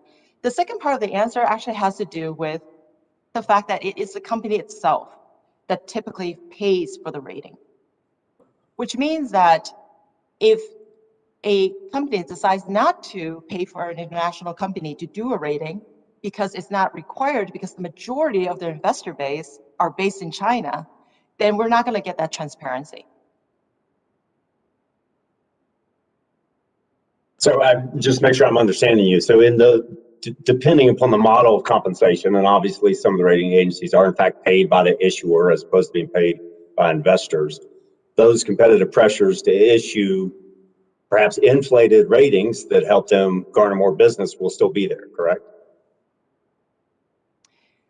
That is correct. I will say that a lot of companies decide not to go with the big 3 international rating agencies just because their investor base have become increasingly local and they do not require, for example, large US investors to actually be part of the book building process in a primary issuance. I think that if a company is interested in attracting foreign capital, specifically the money centers of New York and London, then having an rating from one of the big 3 is very important because a lot of our institutional investors and their risk buckets are based on those ratings. So for example, right, an insurance company in the United States has very strict limitations in terms of what percentage of that insurance portfolio, the general insurance portfolio, can be in sub-investment grade. And they only look to the big 3 agencies. Okay, and how about on the back end? I know with a string of defaults in the last quarter of last year, there was some suggestion that part of the problem was that these domestic rating agencies were reluctant to issue downgrades in the same manner that international agencies do, which is to provide an advance warning to investors about a potential default. Instead, they issued a series of successive downgrades in quick succession, resulting in multiple defaults. And part of the reason why they did that is a reluctance to issue downgrades for fear of losing. Regulators were pressuring the rating agencies to not issue downgrades for fear of the volatility it might inject into the market. Is that accurate, and would international agencies be subject to those same sorts of regulatory pressures? Rating agencies are really between a rock and a hard place. We've seen over and over, whether it's in the European banking crisis or in the current crisis, whereby a lot of, for example, emerging market countries, their ability to borrow internationally at a cost of capital that is low enough is very much predicated on the rating of a country. And so rating agencies often have to ask, am I becoming an endogenous variable in the sustainability of this capital structure and in the ability of this company to actually raise additional liquidity? And so in the case of Chinese rating agencies, I'm sure they're under the same constraints. Oftentimes also in the international rating agencies, if they don't get adequate information, they will also withdraw a rating. So there are times when a company could be spiraling down into a default, and the company oftentimes just does not provide sufficient disclosure, in which case, rating agencies also just say, we know that we don't know enough to actually even opine on the rating. So rating agencies do have a lot of constraints, but whether these rating agencies are necessarily acting nefariously, we really have no evidence of that. Thank you. Commissioner Fiedler. Yes, I have a couple of technical questions here. Ms. Kang, in your company on the equity side, if you own equities as a large institutional investor, your folks are filing 13F filings with the SEC to list what you own. On the debt side, is there a similar requirement? So currently we file all of our holdings. It is publicly available on a quarterly basis under the United States. In our foreign managed funds, which are UCITS-based in Luxembourg, those holdings are actually available on a monthly basis. Including debt holdings? Every single security, correct. Is that similar with other companies that are disclosing their debt holdings as well? And the 13Fs? So we disclose everything by filing, and we are a U.S. mutual fund under the 40 Act. So every U.S. mutual fund would be under a similar rule.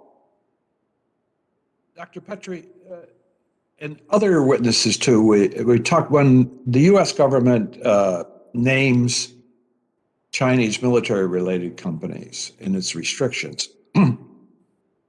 People are calling for greater transparency into the information and the decision-making process. And I think there's quite a lot of legitimacy to the targeting process being understood.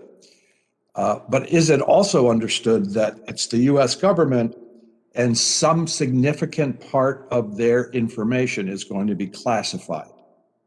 In other words, they have access to information that the rest of us do not, especially as it involves military-related companies.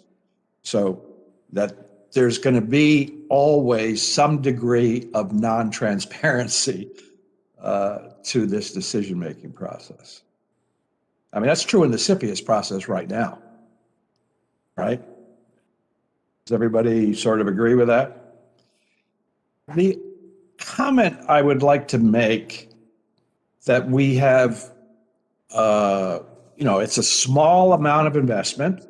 My answer to that seems to be the Chinese restrict the amount of investment in equities at the moment. They're only now opening up to foreign investors in a bigger way. And we haven't talked about the principled part of this equation, which is, does a US entity, let me give you a sort of more graphic example.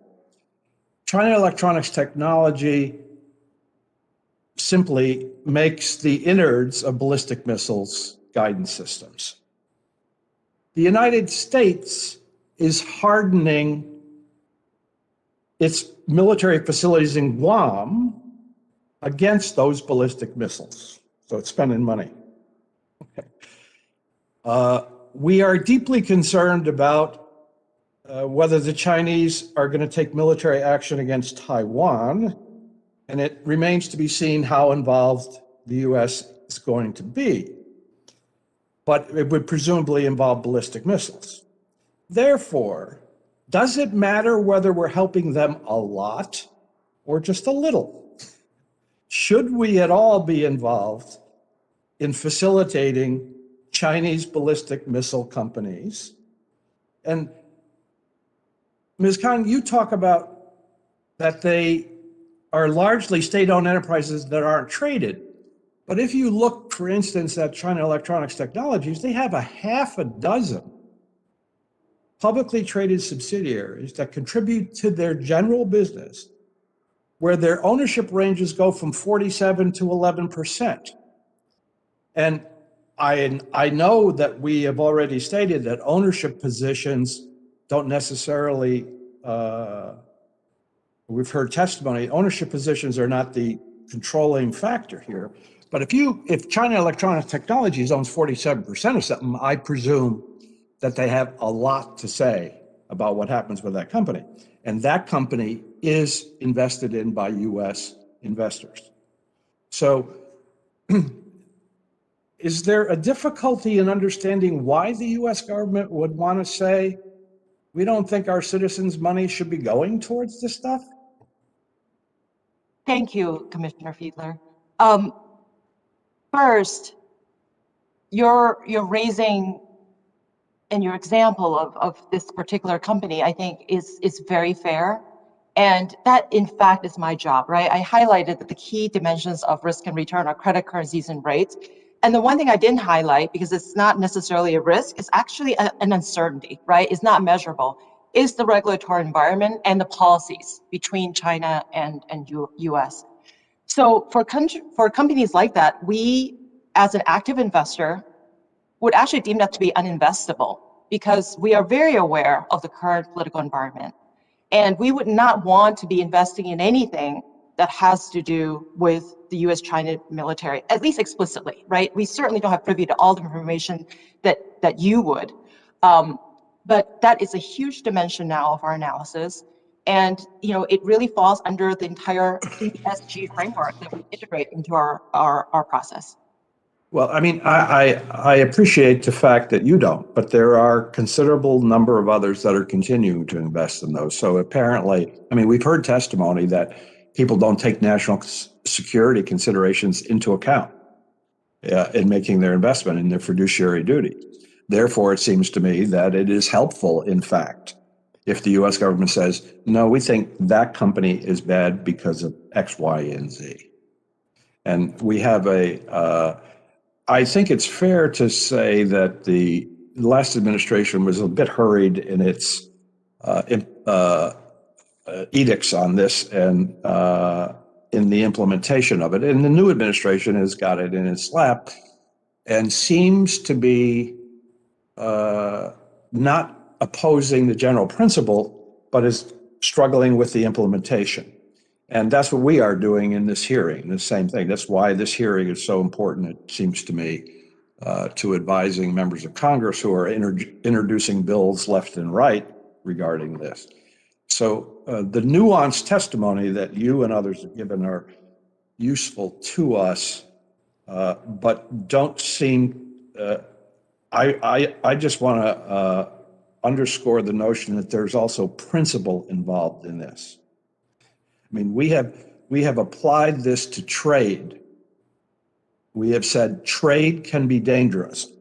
What the US government is now saying is money can be dangerous and investment can be dangerous as well.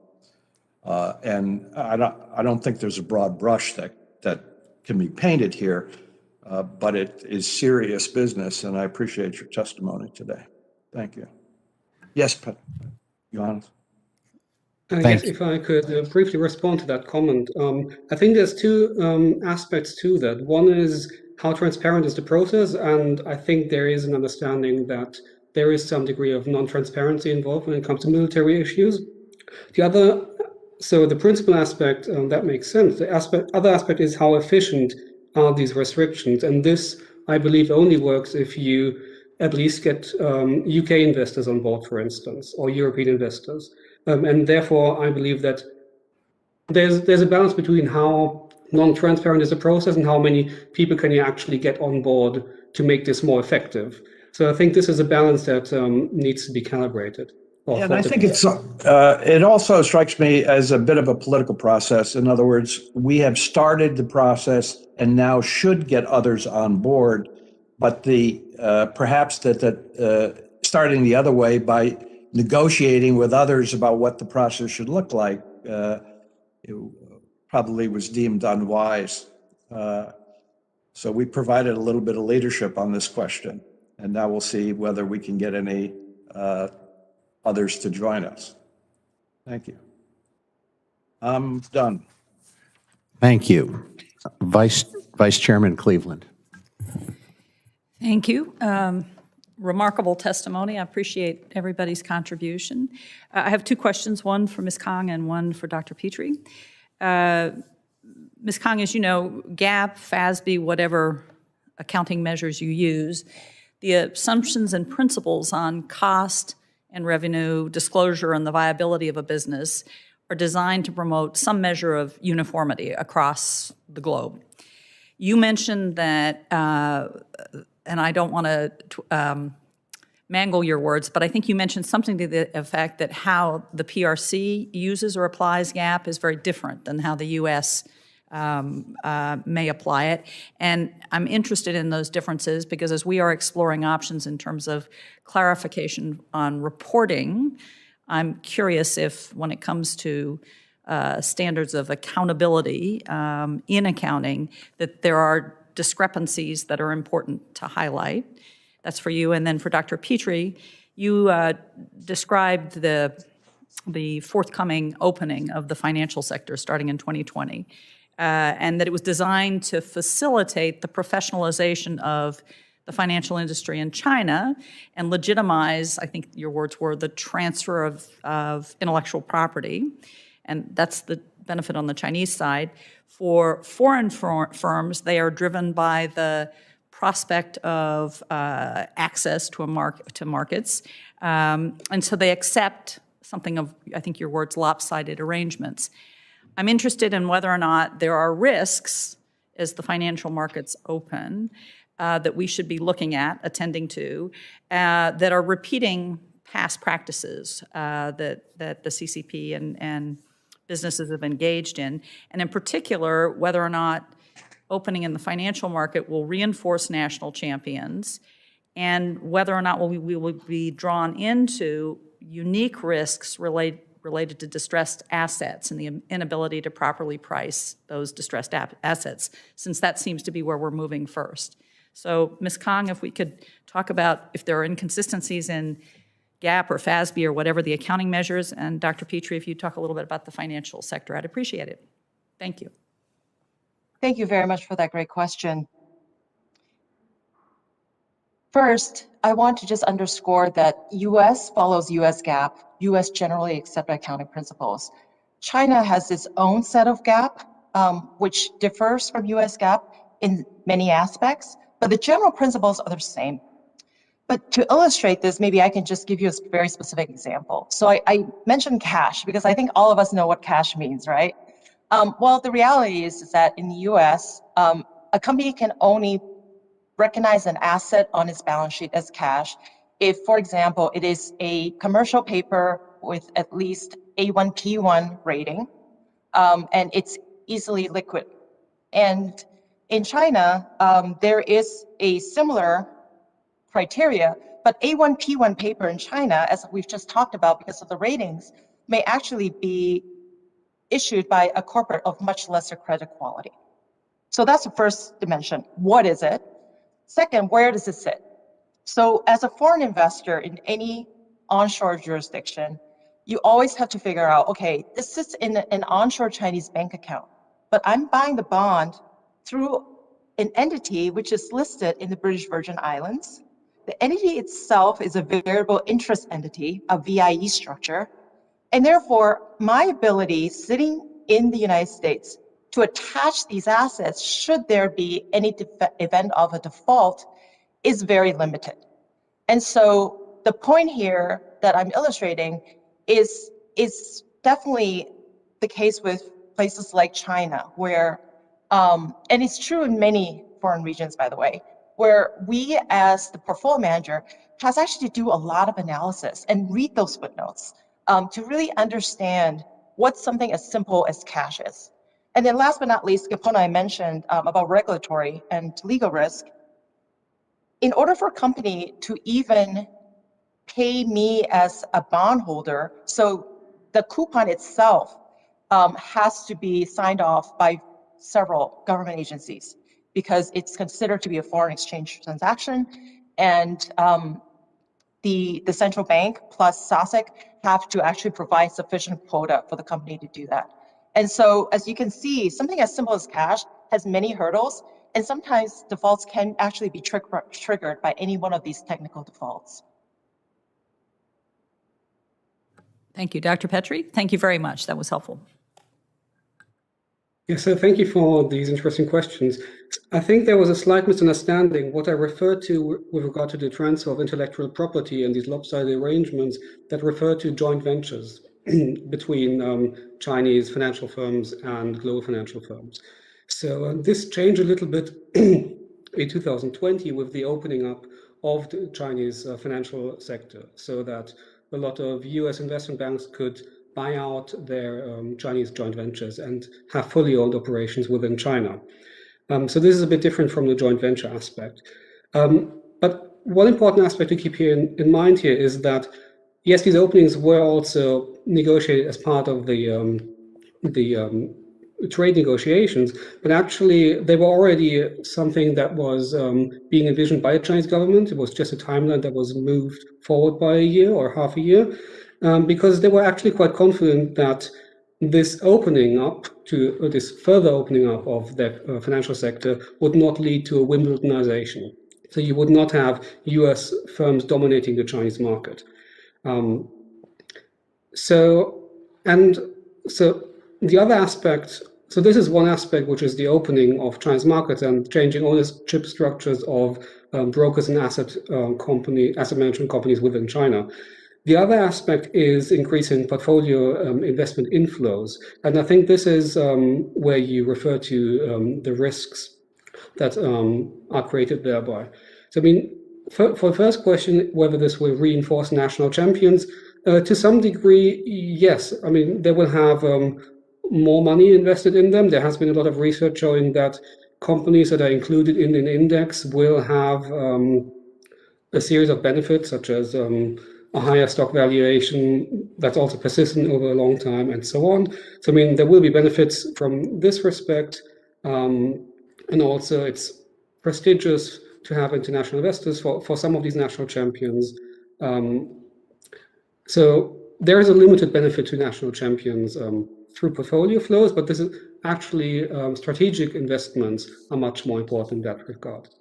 When it comes to the risks from distressed assets, etc., there's, I would say this is rather small because, as Ms. Kong mentioned, Chinese corporate bonds have not been included into any of these bond indices yet.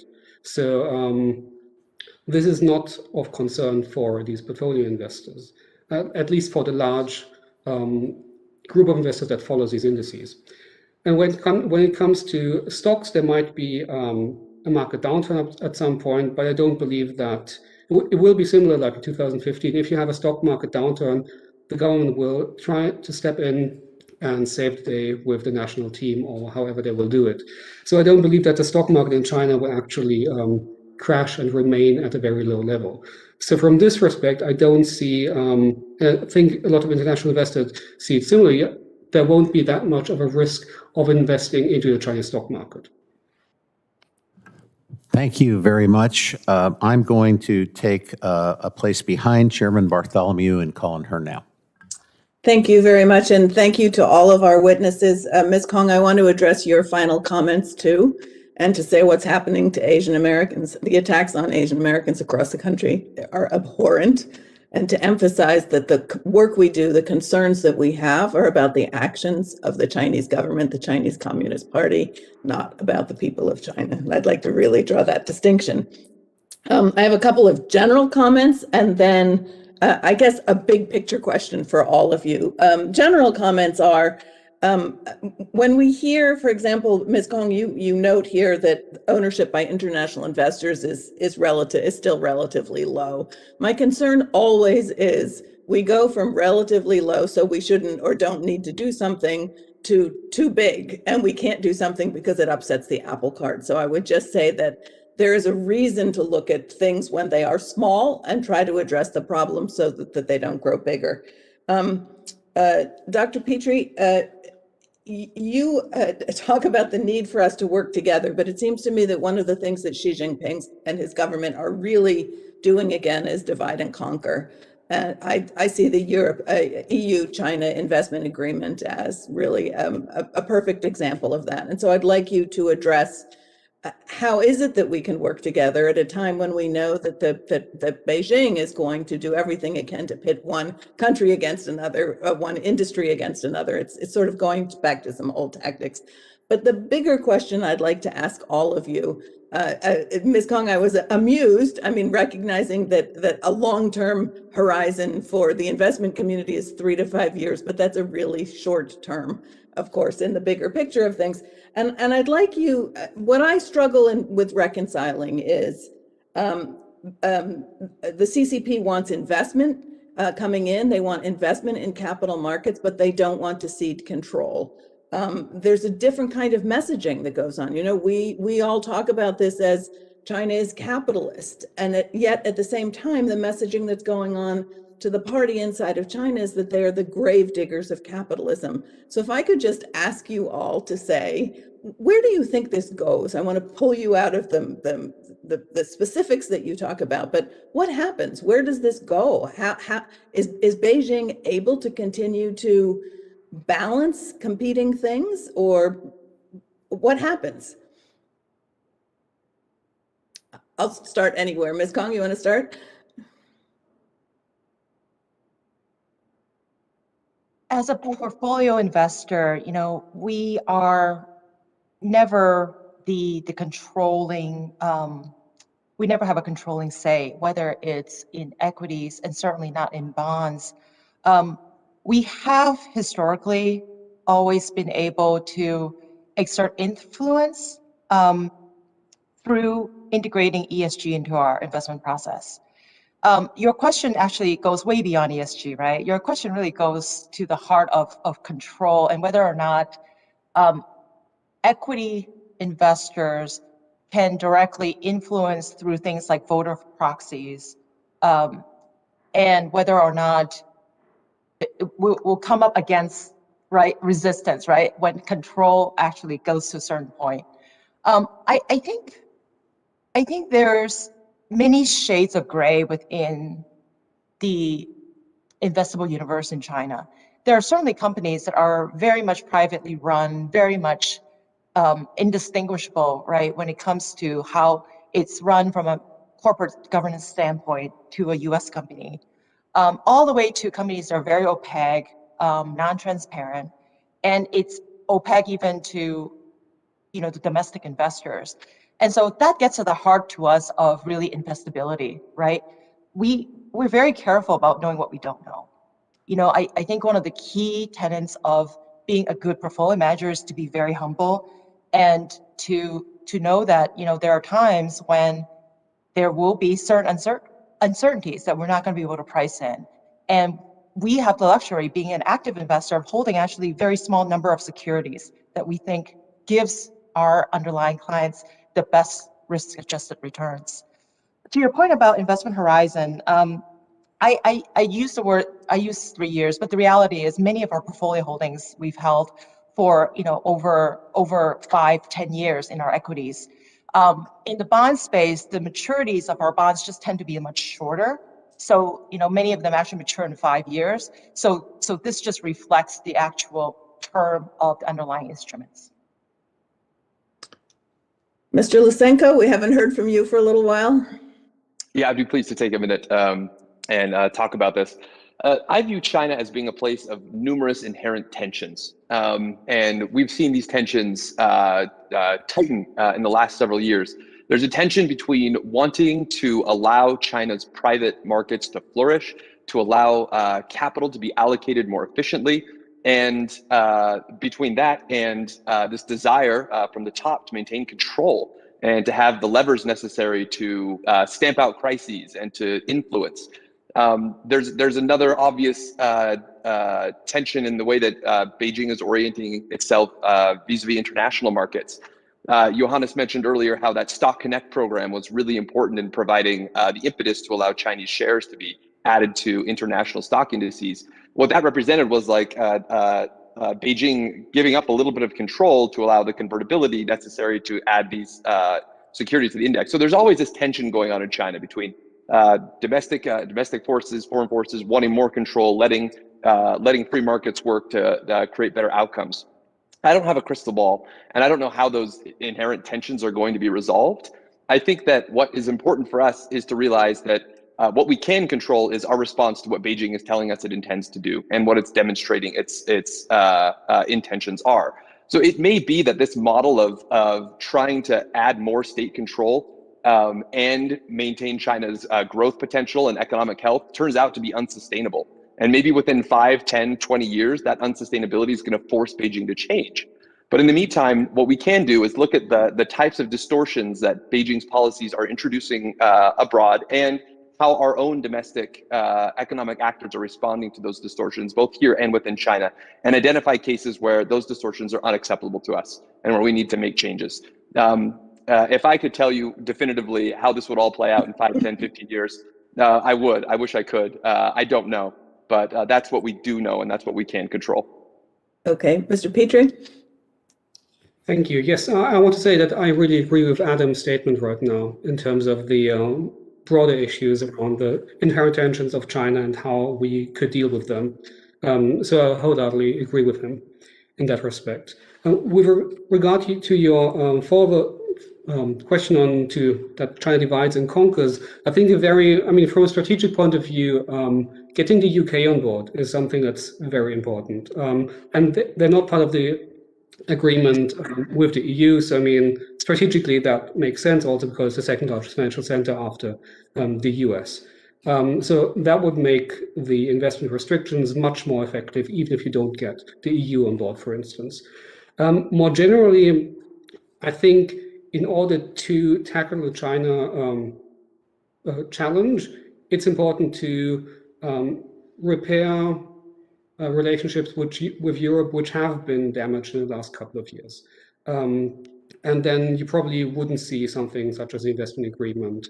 You might see it, but you might have a chance to actually mediate the process a bit more if there was more of a working relationship between Europe and the US, which doesn't exist at the moment. Thank you. Thank you. That was such a great question with great answers. I'm not going to ask another question. I'm going to thank the panel and the witnesses for this panel who gave such phenomenally interesting answers, and we will adjourn and be back at 2 p.m. Eastern. Thank you.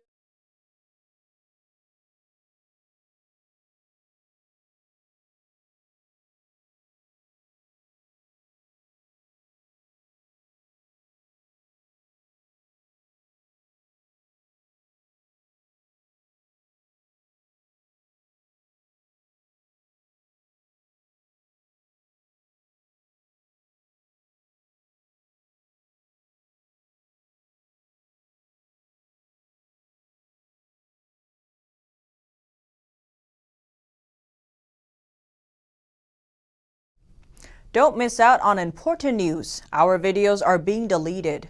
So if you don't want to be cut off from honest news, take a moment to sign up for our newsletter at newsletter.ntd.com so you don't lose access to NTD. Go to newsletter.ntd.com to sign up for our evening newsletter.